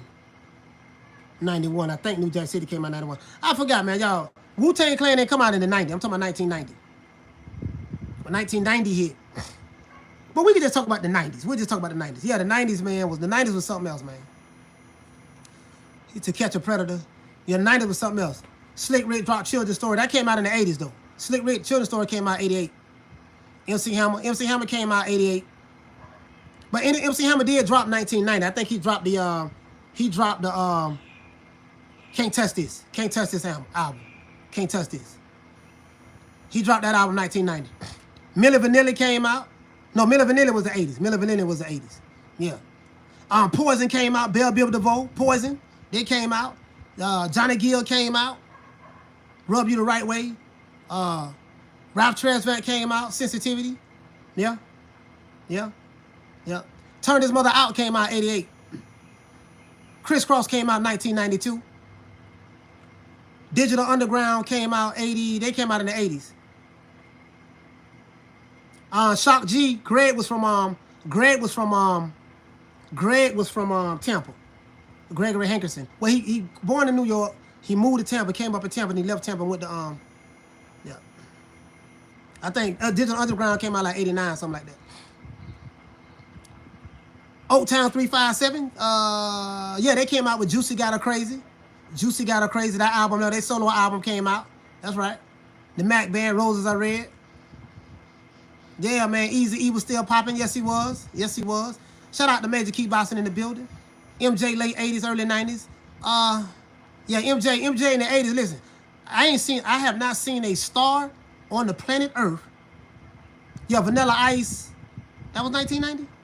Yeah, that was 1990, To the Extreme. That's when he was talking about he was from New York. No, he said he was from Miami. He went to school with Luke. I think Vanilla Ice from Texas. He's from Vanilla Ice from Dallas, Texas. The one that came out in 1992. I think Vanilla Ice from Dallas, Texas, if I'm not mistaken. NDAA drop, I was in the 9th grade, yeah. Prince, The Purple Rain, that came out 84. That came out 84. LL Cool J, Walk with the Panther came out 1990. Walk with the No. Yeah, that's the song he had. It's Jiggling Baby. Go Ahead, Baby. That album there. He had Mama Said Knock You Out. Mama Said Knock You Out. That came out 1990. Mama Said Knock You Out. Mama Said Knock You Out. Yep. The Formula by the DLC came out 1989. DLC came out 89. DLC came out 89. It's a Big Poobah. You talking about Grand Poobah? Naughty by Nature came out 92. Hip Hop Array. They might have came out with a movie. They might have came out on a movie soundtrack in 91. You say Don't Wake Me Up Dreaming. You talking about Christopher Williams? That was on the New Jack City soundtrack. They came out in 91. Salt and Pepper. They dropped the year before that. That's when they had Respect Yourself album. They had to Respect Yourself. I think that was their biggest record at the time. One of them. Doggy Style came out in 93. They recorded it in 92. Dropped in 93. 92, Snoop was introduced to the world by Dr. Dre on the Deep Cover soundtrack. 187 on the Undercover Cop. That was 92. I remember that. Spinderella, yeah, man, Spinderella. She wasn't the original though. They had you don't know, you probably don't know the original Spinderella. She got kicked out the group. Me Against the World, that was 94. 93, 94. It dropped 94, but they recorded it in 93. Tribe Called Quest, yep. I think What's the Scenario came out in 1990. If I'm not mistaken. I could be wrong. 1990. I think it came out around that time. Color Me Bad came out. Color Me Bad came out in 1991 on they was on the Color Me, they was on the New Jack City soundtrack. The 90s were known for the movie soundtracks. The 90s had some of the best movie soundtracks in music. The 90s and the 70s. The 70s music, oh man. The black exploitation films that came out, the 70s had the best music. Your Chub Rock, Treat Me Right. I'm not looking at no Wikipedia, so I'm just coming out off the dome. I'm not looking at no Wikipedia. New Kids on the Block came out 89. They came out 88, 89 with The Boys. I think they came out 89 with The Boys. The Boys was out around that time. What's the Scenario was 91. Okay. Yo, I knew it was somewhere around there, Myron. Somewhere around there. Coolio was with Mad C and with Dub C in the Mad Circle at that time, I think. He didn't go solo at that time.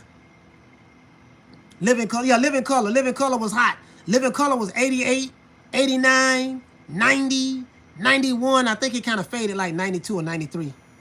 Because what happened was all of the cast in the Living Color, they blew up. They started getting big outside of In Living Color.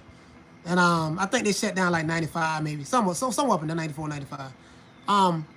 Jim Carrey was the biggest star that came out at that time from In Living Color. Wasn't nobody bigger than Jim Carrey when he came out. Nobody. Not even Jamie Foxx. Flavor Flav, yeah. Smoking Sticks is a classic Coolio song. Public Enemy, yeah, I talked about Public Enemy. Big Daddy Kane came out 1990. I Get the Job Done. Remember that? Yeah, J-Lo, that's when J-Lo was on Living Color then. She wasn't J-Lo then. She was Jennifer Lopez then. He said, you know karate? I know Insane. He said, you trying to take me down. I feel no pain. He say, Gold, old MC Hammer. Yeah, man, MC Hammer. 88. He say, think about to dislodge those crowns and roll his lows tonight. If he does, that's what he's supposed to do. He's fighting the guy that has 5.5 years boxing experience. Yeah, Jennifer Lopez was a fly girl. What's the sister name from the Bronx? What's her name? Not Lucy. I forgot her name. She was in I forgot. Was it Perez? What's her name? Perez. She was on White Men Can't Jump. Yeah, Rosie Perez. Rosie Perez. Good looking out, late show 42. Rosie Perez was the choreographer for the Fly Girls.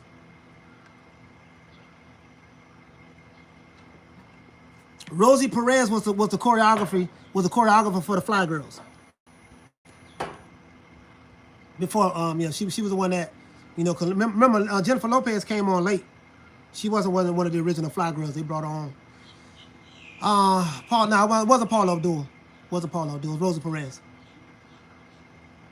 Say DJ Quick, this at the MTV Awards. Yeah, the MTV Awards was the shit. Sugar Hill Gang. Oh, you talking about 79. You talking about 79, 80. Was that 79, 80? Something like that. Busta Rhymes was leader of the new school. Yep. Rosie annoys me now. Oh, yeah? Rosie annoys you? Yeah, Selena. I think Selena passed away. I think when she got killed, 1995.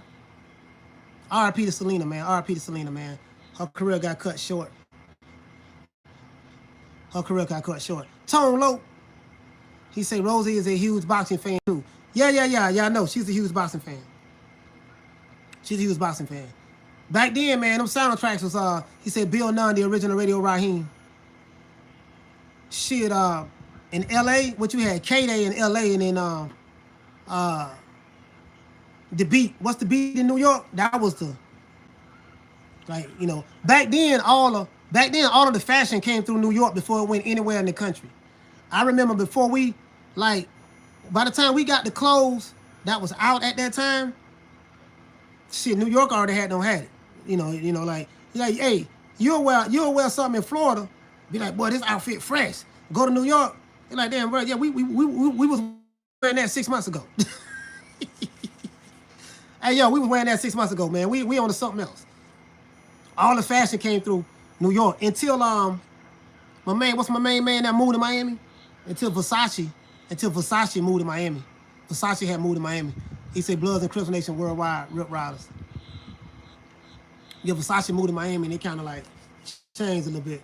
He said you were balling with $5. Get you man, listen, bro, $5 to fill your whole tank up. He say, Coach, what you know about Face? The Diary. Oh, man, come on, man. Scarface? Come on, dog. Nigga, my favorite, listen, The Diary, my favorite Scarface album was the one that got Mary Jane on there. That came out. Yeah, The Diary. Yeah, that's The Diary. That's The Diary. I think that's The Diary. What's the album that Scarface came out with in '95 where he's sitting in a suit with a cigar, sitting in the chair, dumping the asses like that? That was, to me, that was the best Scarface album. It had Mary Jane on there. It had Southside. I spent my day right off for Holloway, broke and disgusted. Got enough money to buy food, but I'm smoking some fuck. Oh, the Untouchable. That's what it is, Untouchable. Untouchable. Hey, Michael Knight, good looking out. That was Untouchable. That was the hardest Scarface album, period. Hit the schoolyard, no report card, because I'm larger than life. Clothes smoky, eyes shining, because I'm high as a kite. Fuck it. High school teachers. I'm a man of respect. Yeah, man. Hey, Untouchable. Hardest Scarface album ever. Period. You hear the bird out there chirping? Yeah, man. See a nigga skate, nigga face, nigga. Yeah, UGK. Yeah, man. Shout out RP to Pimp C, man. Yeah, nigga, we from the South, bro. I'm from the South. We listen to Face. We listen to UGK. We listen to MJG 8 Ball. We listen to MC Sha-D. Of course, everything Miami. Luke, Gigolo Tony, Jam Pony Express. Who else was in the South at that time? The DOC. The DOC was from the DOC. Remember the DOC? The DOC from Dallas, Texas. Yeah, that bird is loud. I'm out here with nature. Yeah, Untouchable is a classic, bro. Yeah, Untouchable is a classic. Yeah, you see them birds over there? They be some big ass birds. They about this tall too, dog. DLC on the Chronic album, yeah. DLC did a lot of writing up. The Formula 1989 classic album, The Formula. You know what I mean? The Marvin Gaye sample, The Formula. Inner City Blues by Marvin Gaye. That's the sample they use. Yeah, man. Yeah, bro. I'm telling you, bro. Like Beastie Boy. Yeah, the Beastie Boys was fire back then, bro. The Beastie Boys. Houdini back then. The Busy Boys with Fly Girls. So I hear the Ducks and Canelo.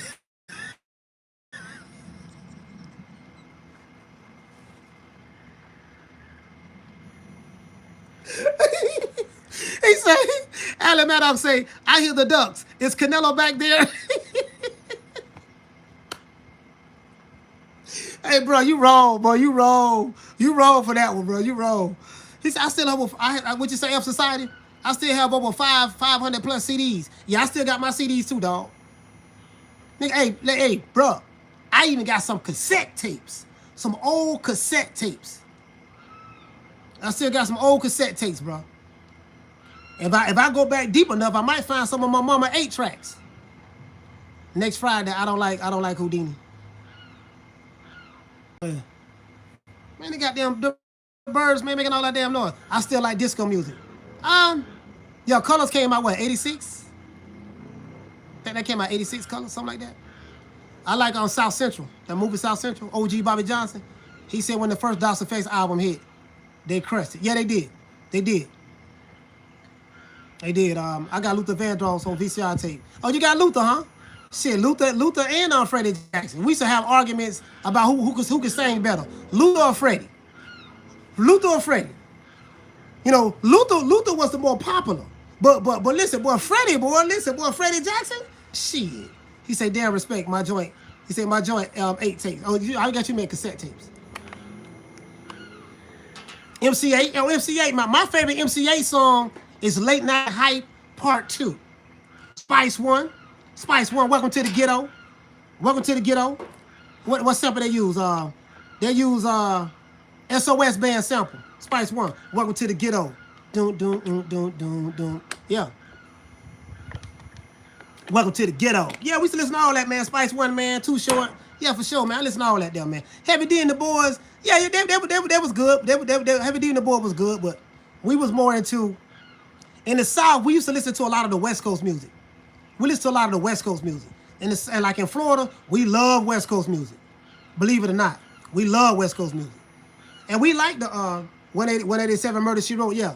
My name is Spice One, I never heard of ya. Ghetto boys. Oh, sugar free. Sugar free. I'd rather give you my BS than I let you breathe on. My last bit of end don't smoke. Sugar free, my favorite West Coast rapper. Sugar free. And he a Capricorn. And we born the same day, January 17th. He a Capricorn. DJ Quick a Capricorn too. Sugar free, it used to be Easy E and Cube. Even I know Easy didn't write his rhymes. To this day I still like Easy E because of his voice. But sugar free, hands down.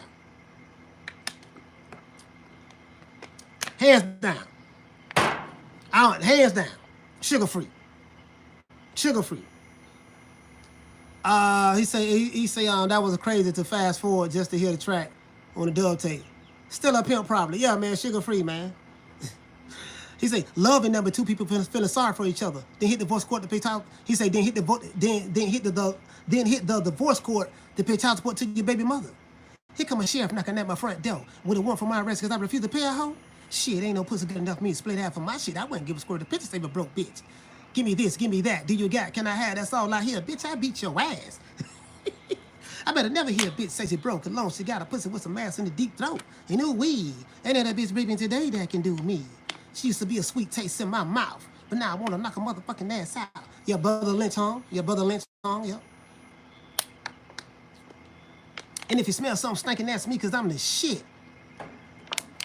Yeah, man. He said, General, what he say? Dr. Paul Evans area. Hey, man, look here, man. Hey, we can talk music all day, man. We can talk music all day. We can talk music all day. Listen. I ain't got no Google or nothing. No, I ain't hitting the Wikipedia or nothing. Like we can talk music all day. We can go old school R&B too. We can go old school R&B too. My favorite female singer was Anita Baker, Sade, and Angela Winbush. All three of them was my wives at one point. Anita Baker. I remember when Anita Baker was with a group called Chapter 8. Chapter 8. I was 5 when I first heard Anita Baker on a group called Chapter 8. I think the album came out 1979, something like that. And of course, I love Aretha Franklin and Patti LaBelle and Stephanie Mills and stuff like that. But I'm just saying, though. He said Boys II Men. Yeah, Boys II Men, it was cool. I like Boys II Men, but I like more Jodeci more so than Boys II Men. Angela Winbush, yes, sir. Yes. Lisa Bell's Angela Winbush fire. Shaka Khan, absolutely, Shaka Khan, you love Shaka Khan. Yeah, you know that. Young Bleed. Yeah, man, Tina Marie, absolutely, Tina Marie. Back then, listen, Cheryl Lynn. I used to love Cheryl Lynn, man. Cheryl Lynn, Encore. That Encore song that, all black person in the hood do the electric slide to. Jimmy Jam and Terry Lewis produced that one. That's a Jimmy Jam and Terry Lewis production. Encore by Cheryl Lynn. And then To Be Real, that was produced by what the dude name? The same dude who wrote Mr. Telephone Man, Ray Parker Jr. Ray Parker produced that one. Played the guitar on that and everything. I love old school, bro. Like old school, all I listen to is old school stuff right now. I don't listen. I can't tell you one rapper. I can't tell you what rapper that's hot right now. None of that. I can't tell you none of that. But guess I can tell you some old school shit. I can't. Shabba Ranks, yeah, man. Shabba Ranks, man. Shabba. Maxi Priest. My favorite reggae my favorite reggae artist, of course, is New Edition. Yeah, man. I've been listening to New Edition. Yeah, New Edition, one of my favorite groups all the time. But Ray Parker Jr. from Radio. Yep. Jack and Jill went up the hill. Hell, I remember when Mary J used to sing background vocals. Her and Jodeci for what's the dude name? What's not Young MC? Damn, what the dude name? The dude Puffy was dancing in his videos. Damn, I forgot the dude. What the dude name? MC? Damn, I forgot the dude name. He came out in 1990. It was on Uptown Records. Man, I forgot the dude name, man. No, not Mace. He came out with a song called Treat You Right. Mary J was singing background in the 80s. Something MC. Came out in 1990. But anyways, MC something, yeah. It's not Smooth MC or not Too Big MC. It was Father MC. Father MC. That's what it is. Father MC. Father MC. Yeah, I remember they was the same background for him in 1990. Father MC. Chuck Rock came out in 1990, Treat You Right. 1990, Chuck Rock jumps up on the scene with jumps on the scene with something. Yada yada yada. But RoboCop last year was the shot. Yeah, I remember all that shit. Father MC. I ain't like Father MCs. that shit was too, you see, like if you look at Father MC style and the clothes he wore, you see Puffy. That's Puffy though. That was Puffy did that shit. Yeah, guy Teddy Riley. Teddy Riley was been out a while, man. Before Teddy Riley. Remember, y'all know that song on the show? Y'all know the song on the show by Dougie Fresh and the Get Fresh crew with Slick Rick? That beat was produced by Teddy Riley. He was a teenager when he made that. It's the show. That's Teddy Riley production right there. That's Teddy Riley. Just Got Paid by Johnny Depp. Not Johnny Depp. Johnny, was it Johnny Kemp? Just Got Paid Friday. That was Johnny Kemp. Johnny Kemp, not Johnny Depp. Johnny Kemp. I think that's his name. Teddy Riley. And that's Aaron Hall singing in the background. Father MC was trying to be Kane or Rakim. Nah, not really. Nah, he wasn't trying to be Kane or Rakim. He had his own style though. You see what I'm saying? Like remember he was dancing in the videos and stuff like that. He was dancing. He wasn't trying to. Yeah, Rob Bass. Oh, that song was hot, boy. When Rob Bass came out, whoo, they played that song the whole year. It Takes Two. That came out 88. That came out 88, right? 88 or 89. I want to say 88. Spice One America's Nightmare, yeah. They still played it like, yeah, you put that on, that's it. Rob Bass. Yeah, man, Rob Bass, yeah, man. To this day. Kool Moe Dee, Wild Wild West. Kool Moe Dee, Wild Wild West. That was my favorite song about Kool Moe Dee. I also like How You Like Me Now, too. He said prelim starting at 4. Yeah, I ain't watching that shit. After 7 dropped 1990. Ready or Not. Tank came later on. That was late in the 90s. He said, y'all got to give it up to Wyclef and Mary J. Yeah, Mary J. Blige. Yeah, Mary J. Blige fire. Mary J. Blige fire. Absolutely, man. That's Mary the Queen. We already know that. What's understood don't need to be said. The Deal. Yep. The Deal. That's Babyface. L.A. Reid. Babyface, L.A. Reid. What's the other dude that right with him? Kenny Edmonds. The Deal. I remember all 4 of them. Yep. He said, Coach, how you doing? I'm doing good. Nelly. Doing good. Morris Day. Listen, man. Morris Day. Listen. There's nobody that was smoother than Morris Day in R&B to this day. Morris Day. Jerome, go get my mirror. Like, the time was, like, Prince produced their first two, three albums, I think. He wrote all the songs. You can hear Prince singing in the background. That was Prince, for the most part. The time.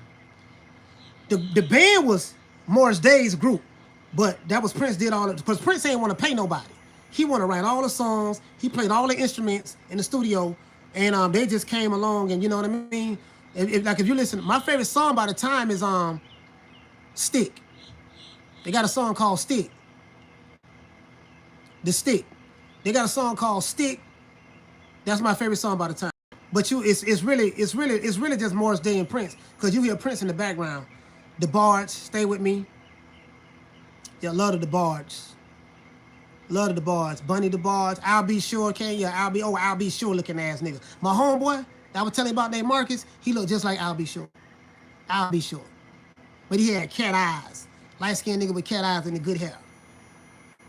It was hard to compete with that. They were signed to Prince, yeah. Yeah, they were signed to Prince. That's why Jimmy Jam and Terry Lewis left. Yeah, that's why they left. They left. As a matter of fact, Jimmy Jam and Terry Lewis was producing. Well, they didn't leave, they got fired. They didn't leave, at least they got fired. They was producing other acts. They produced Cheryl Lynn. Remember Cheryl Lynn came out with Encore? Deserves an encore.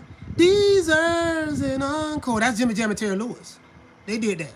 They produced Encore. They produced, if you look at Jimmy Jam and Terry Lewis catalog, them and Babyface, that shit, their catalog crazy. Jimmy Jam and Terry Lewis catalog crazy. Cheryl, they produced some songs by Climax.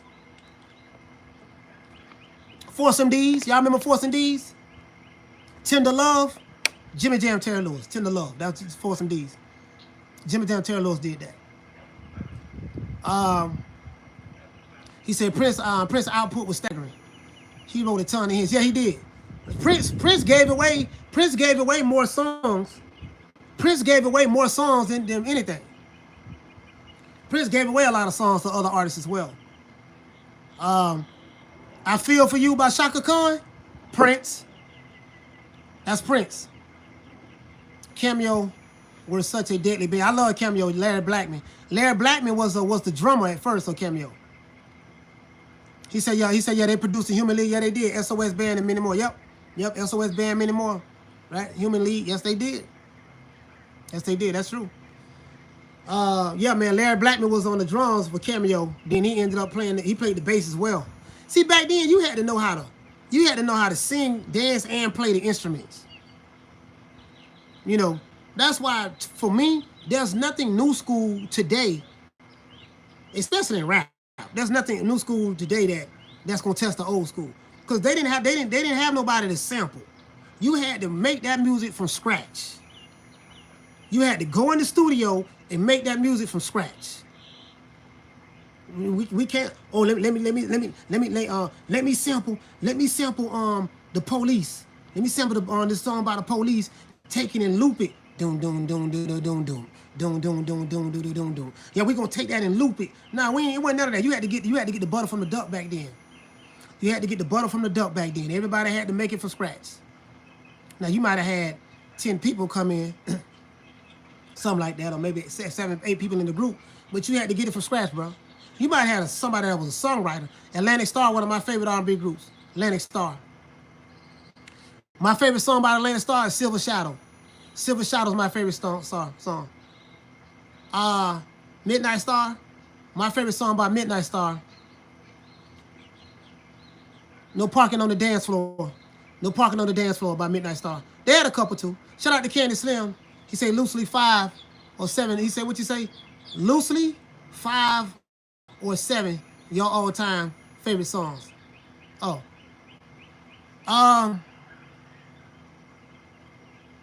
Michael Jackson. Well, nobody bigger than Michael Jackson. Nobody. There's not a star walking around today that was bigger than Michael Jackson in the 80s. We talking about 80s Michael Jackson. My favorite song, Loosely. Off the Wall. The song Off the Wall.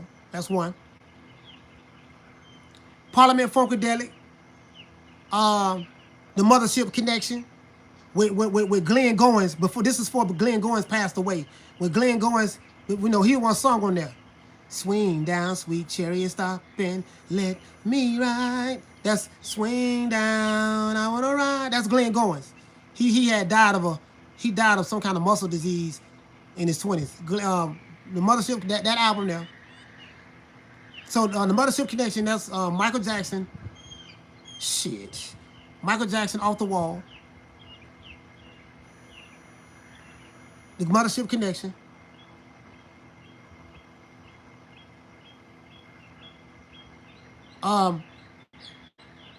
Shit. I gotta go back to Michael Jackson. Shit. Mr. Telephone Man by New Edition, written by Ray Parker Jr. Michael Jackson, PYT. Michael Jackson, Human Nature. Michael Jackson, Lady in My Life. Anita Baker, Been So Long. Anita Baker, Been So Long. Angela Renee. Well, Angela Winbush, Angel. Angela and Renee, Your Smile. Bro, I can go on and on, bro. Cheryl Lynn. I can go on and on. Cheryl Lynn, Stephanie Mills, Sade. Nothing Can Come Between Us. Sade, Nothing Can Come Between Us. My favorite Sade song of all time.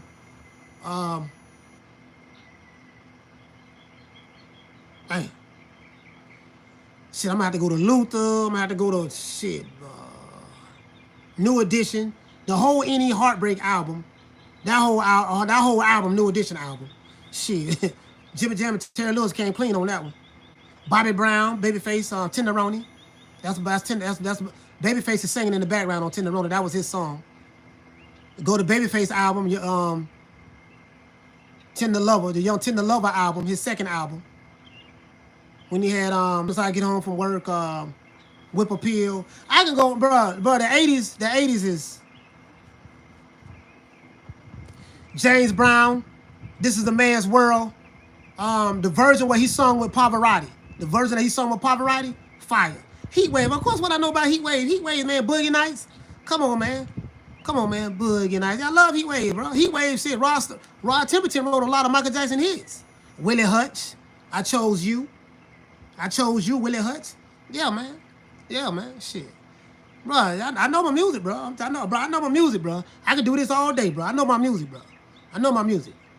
That Pavarotti version was deadly, yeah. Mass Productions, Firecracker. You know what I mean?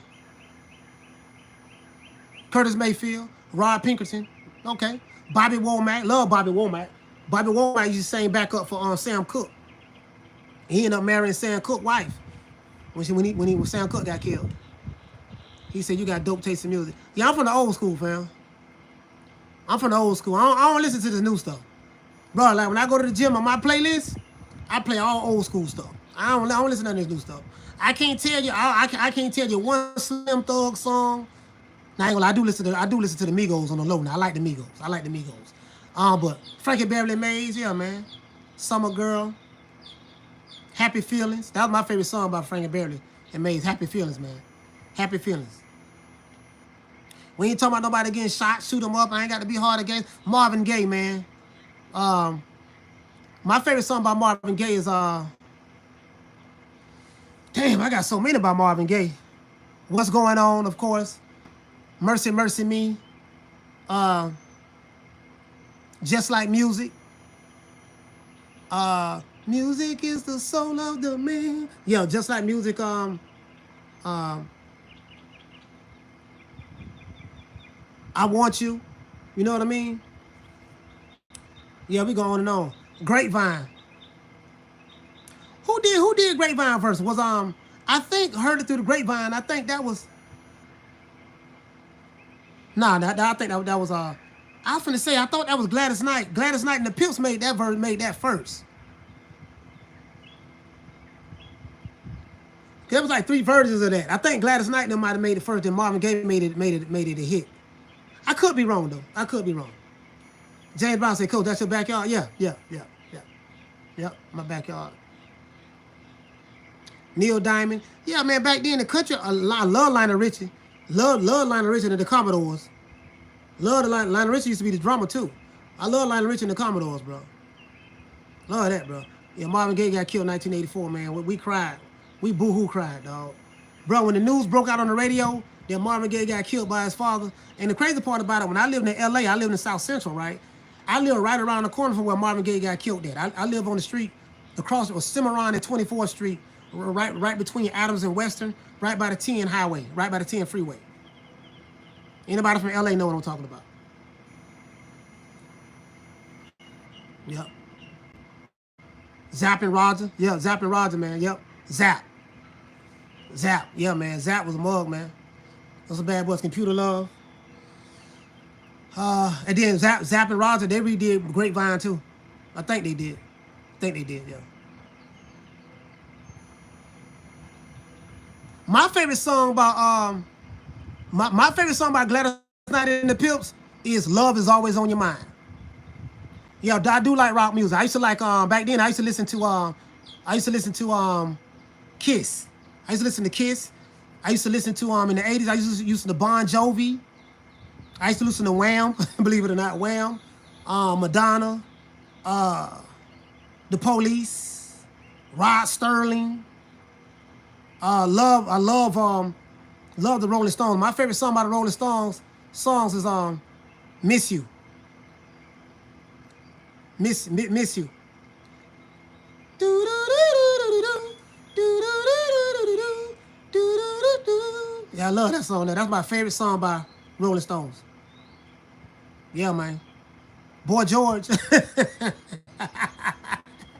Boy George, Boy George had a couple hits. He would say, "Come a chameleon, come a chameleon." Yeah, he had a couple of songs. Oh, Boy George, looking ass nigga. You listen to the Boy George, you know. But yeah, man. He said, "Coach, you got me want to hit the box, brother." Yeah, man.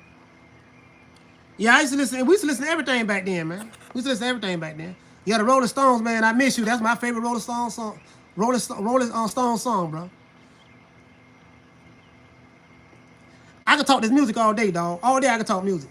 He said, "Coach, motherfucker, crazy the motherfucker." Hey, I'm just saying, bro. Yeah, Cyndi Lauper. Yeah. Hey, I remember the song that Mr. T made for his Mother's Day song that Mr. T made. Y'all go look that up. Go look up Mr. T Mother's Day song. It was one of the wackest songs I ever heard in my life. You know what I mean? But he's sitting there singing, "Mama, you know I love you." Look that song up. Mr. T, Mr. T made an album. I think he made a whole album or something. Mr. T made an album, or he came out with a single or something like that. The Mother's Day song. Tower of Power, yes sir. Dead ass. They got a video and everything, bro. They got a video. I'm dead serious. Coach, I'm 23, but I love the old school. The old school music is the best music. Old school music is the best music. Bobby Caldwell. I love Bobby Caldwell.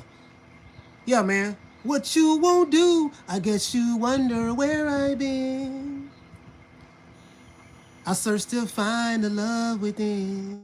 Yeah, come on, man. Bobby Caldwell, man. I came back to let you know.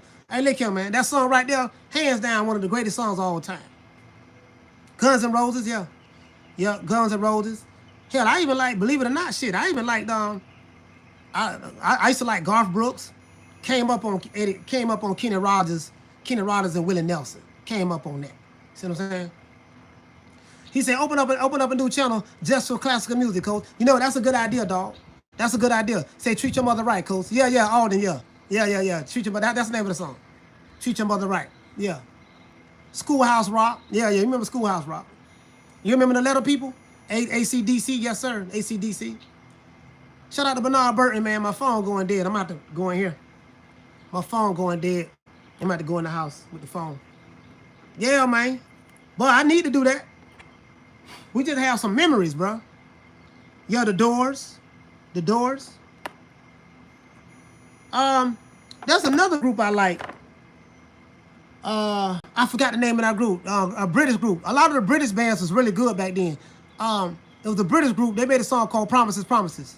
You told me promises, promises. Know that I believe. I forgot the name of that group, man. I used to bump them, bro. I used to bump them. They made a song called Promises, Promises, and I forgot the name of it. It's a UK group. Group out of the UK. One Way Push it to the groove. Yeah, Naked Eyes. That's the name of the group. I think that's Naked Eyes. Is that Naked Eyes? I think it's Naked Eyes. You might be right. Van Halen, yeah, it's Rock Van Halen. The music was good back then, dog. The music was good back then. Man. Now the R&B music is coming back real good. I think it was Naked Eyes. You might be right. Oh, the Beatles, yeah. The Beatles was before my time. I wasn't crazy about the Beatles. But I'm gonna tell you, it's another group I used to like, man. I used to like a group called Player. I like the Bee Gees. There's a group called Player. I think they're from the U.S. They made a song called Baby Come Back. Baby Come Back. Baby Come Back. They made a song called Baby Come Back. That group was, I just said the name of the group is called Player. Say Dire Straits was fire. Okay? Yeah, man. Hey, we can talk this music all day, bro. Stevie Wonder, yeah, man. Stevie Wonder, man. Bro, listen, man. Yeah, Coach, Naked Eyes. Yeah, Naked Eyes. Yeah, I love that. I love that group there. Man. Love that group. Yeah, George Duke, man. George Duke. You know, Snake dunking the funk, baby. Let me know. We want your mind to blow. We wanna sing to you. Yeah, Bill Duke, man. Yeah, baby, that's Sheila E in the background playing the drums. Sheila E was like 17 years old when she was on the drums playing. Cause Bill Duke and Boosie Collins was the ones who used to talk like that. Yeah, baby. You know, shabba dabba doo, baby. You know, up and away, baby. You know, I'm gonna take you somewhere, baby, that you never been before, baby. You know what I mean? Yeah, Boosie Collins and George Duke used to do that. Did you mention Hall and Hall and Oates, man? Yeah, of course, Hall and Oates. I didn't mention them, but Hall and Oates, man. Hall and Oates. Private Eyes Are Watching You. I Can't Go For That. My favorite song by Hall and Oates. Sarah Smile. You know what I mean? I Can't Go For That. Boosie Collins. You know what I mean? I'd rather be with you. Ooh, yes. Tears for Fears. Shout, shout. Said I'd rather be with you. I'd rather be with you until the day, 'cause your loving's good. I'd rather be with you. I'd rather be with you until... Simply Red, I Keep Holding On. Christopher Williams, Promises, Promises. No. Christopher Williams made a Promises, Promises. But Naked Eyes made Promises, Promises first, sir. Naked Eyes, go look it up, Google it. Naked Eyes made Promises, Promises way before doggone Christopher Williams came out. Christopher Williams go like this here. Promises, promises, we don't keep. Nah. I ain't talking about that. I'm talking about Naked Eyes. Promises, promises. Go look it up, fam.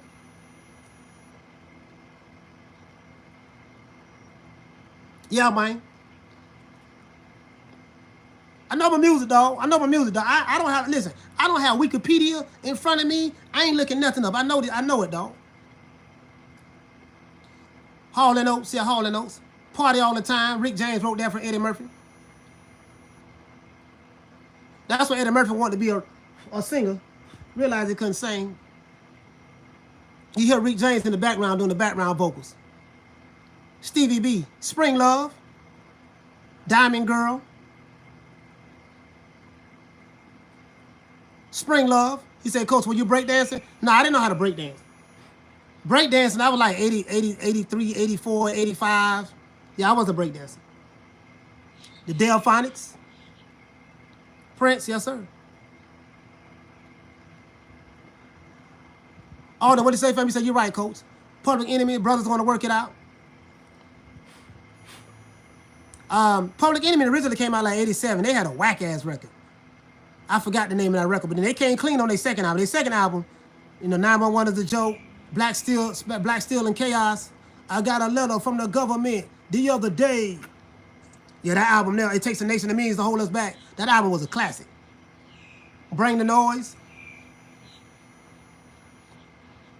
UB40, okay. Yeah, man, look here, man. Yeah. Bruce Springsteen, Born in the USA. That's when the boss. That's when Reagan was president. Born in the USA. That's when they used to play that, and they said a lot when Ronald Reagan was president, when they were trying to get Russia the Berlin Wall, to tear the wall down. That's when it was the USSR. Yeah, Led Zeppelin, Stairway to Heaven. I'm gonna tell you another song I was crazy about. Oh man, what's the name of that group? Is it Voyager? Voyager. Who's crying now? Wonder who's crying now. I think that was Voyager or Journey. I think that was Journey. Who sung Who's Crying Now? That was Journey? Journey. I thought so. Journey. Who's Crying Now? Love that. Especially the guitar solo. Minnie Riperton, Loving You. Absolutely. Yeah, man. I think Journey, they had, what the dude name, the lead singer was? Steve Perry. I think his name was Steve Perry, if I'm not mistaken. He had a beautiful voice. Man sung like an angel. Hey, Big Hex say pass. I'm passing it to y'all. Here you go. Let y'all hit it right quick. Let y'all hit it right quick. Yeah, man. Let y'all hit a little something. Phil Collins, yeah, man. Phil Collins, Genesis. Name of the group Phil Collins with Genesis. Phil Collins was the drummer. Phil Collins didn't even want to sing lead. He was the drummer. He was the drummer of Genesis. Phil Collins was. I seen an interview he gave what made him become a lead singer. He didn't even want to sing lead. Yeah, man. The 90s had the hydro weed. That was the best weed I've ever smoked. Lionel Richie Zoom. My favorite song about Lionel Richie is Love Will Find a Way. Love Will Find a Way. The Cover Girls came out in '89. I think I got them, the Cover Girls. Your Sweetness Is My Weakness. Yeah, I think I got that song. Your Sweetness Is My Weakness. Yeah, Peter Gabriel was the original lead singer of Genesis, and he left. Peter Gabriel left, and when he left, that's when Phil Collins became the lead. Yeah.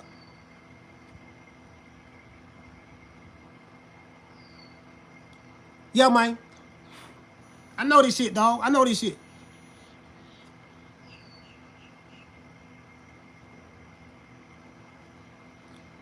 He said, Coach, you set something off in the house. Nah, I ain't set nothing off in the house.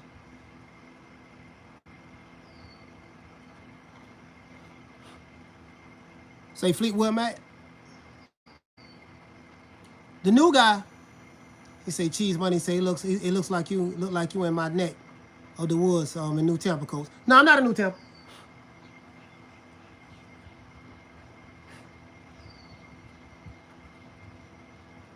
I'm not a New Tampa fan. Yeah, man. He say Coach Bob Marley. Yeah, man. It is what it is. Matter of fact, let me take this in here, man, cause it look like we gonna be rocking out for a little bit. What time it is? What time is it? Let me see what time it is. Let me see what time it is. Let me look at the computer.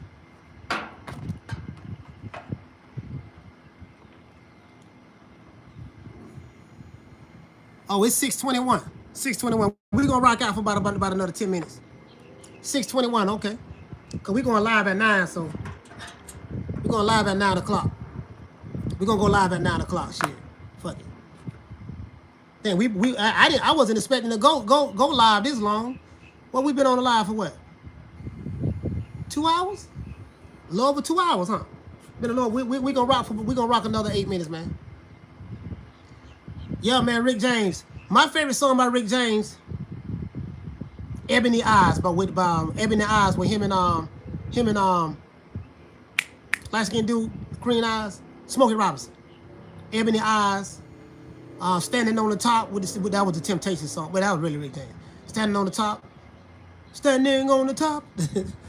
Rick James had that electro funk. Ebony Eyes, Fire and Desire,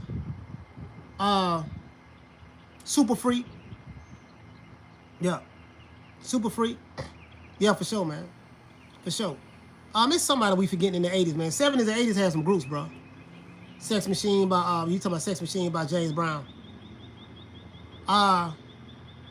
Doing It, my favorite song by James Brown's band is Doing It to Death.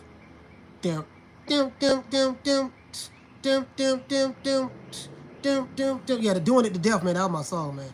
KC and the Sunshine Band was good. The Sex Pistols was good, too. Yes, sir, the Sex Pistols was good as well. Rick James, Get On Live, yes, sir. He said, Coach, be careful, Ronald Finkley might send you pictures at 4 a.m. in the morning. He said that was Journey with the longest guitar riff. Yeah, Journey, man. Yeah, that was Journey, yep, I know. Coach Big Rolo, Confunction. Oh, yeah, Confunction. Yeah, Confunction. Yeah, with Michael Cooper. And Confunction was out of Oakland. Confunction was out of Oakland. Confunction was out of Oakland. Yeah, Baby Give It Up. Bad Brains. Yeah, man. Yeah, for sure, man. Yeah, Confunction was out of Oakland. Michael Cooper. My favorite song by them was Confunction had some songs, man. They had some songs. They had some ballads too, man. They had some ballads too. Rick James, Moonchild, yes sir, yes sir, yes sir. Yes, sir. He say that's the song there, coach. Yeah, man, for sure, man. See you in a few hours, coach. Yeah, man. Salute, man. Salute, man. Hey, look here, man. The Gap. Yeah, the Gap band, outstanding. I love outstanding. You know what I mean? Yeah, for sure, man. That was another song by the Gap band. Uh, you blow my mind, baby. Yeah, that's outstanding. That's my favorite song by them. That's my favorite song by them. Houdini, Friends. My favorite song by Houdini was 5 Minutes of Funk. 5 Minutes of Funk, Friends, One Love, Funky Beat. Yeah, man. Yeah, man. Yeah, Houdini, boy. I just love Houdini. That 5 Minutes of Funk, boy. I forgot the dude, man. The dude from New York that just played the guitar on there. His name was Larry something. He passed away, though. He passed away, man. R.I.P. to that brother. Curtis Mayfield. Yes, sir. Yes, sir. Yes, sir.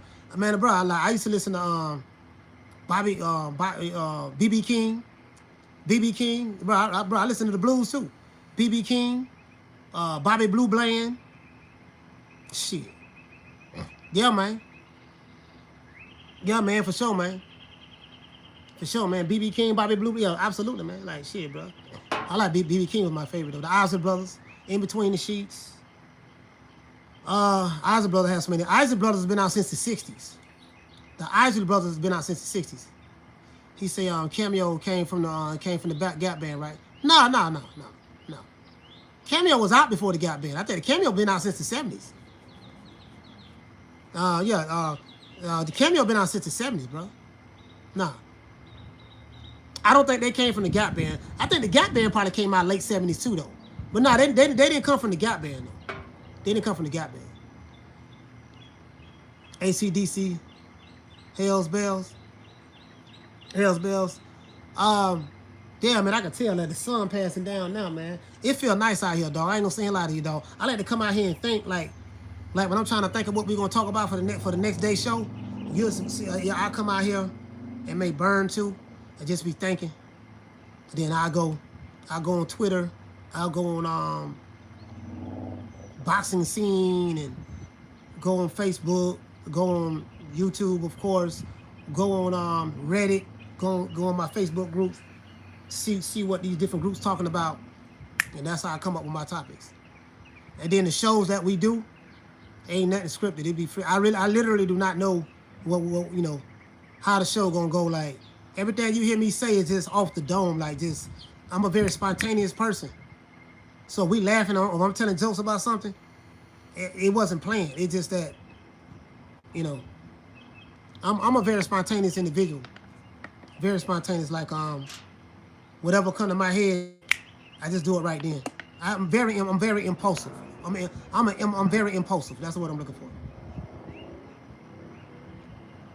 I'm very impulsive. Very impulsive. That could be a good thing or a bad thing sometimes. I'm watching this live again later on because you naming songs and groups I ain't heard. Thank you. Yeah, Sam Grill, salute. Hey, look here, man. I'm going to let y'all go. I know I've been holding y'all hostage for a minute, man. I appreciate that, man. You know Coach got much love for y'all, man. We're going to tune back in at 9 o'clock, man. Be on the lookout. 9 o'clock, we going live for the fight. Don't meet me there. Beat me there. Peace.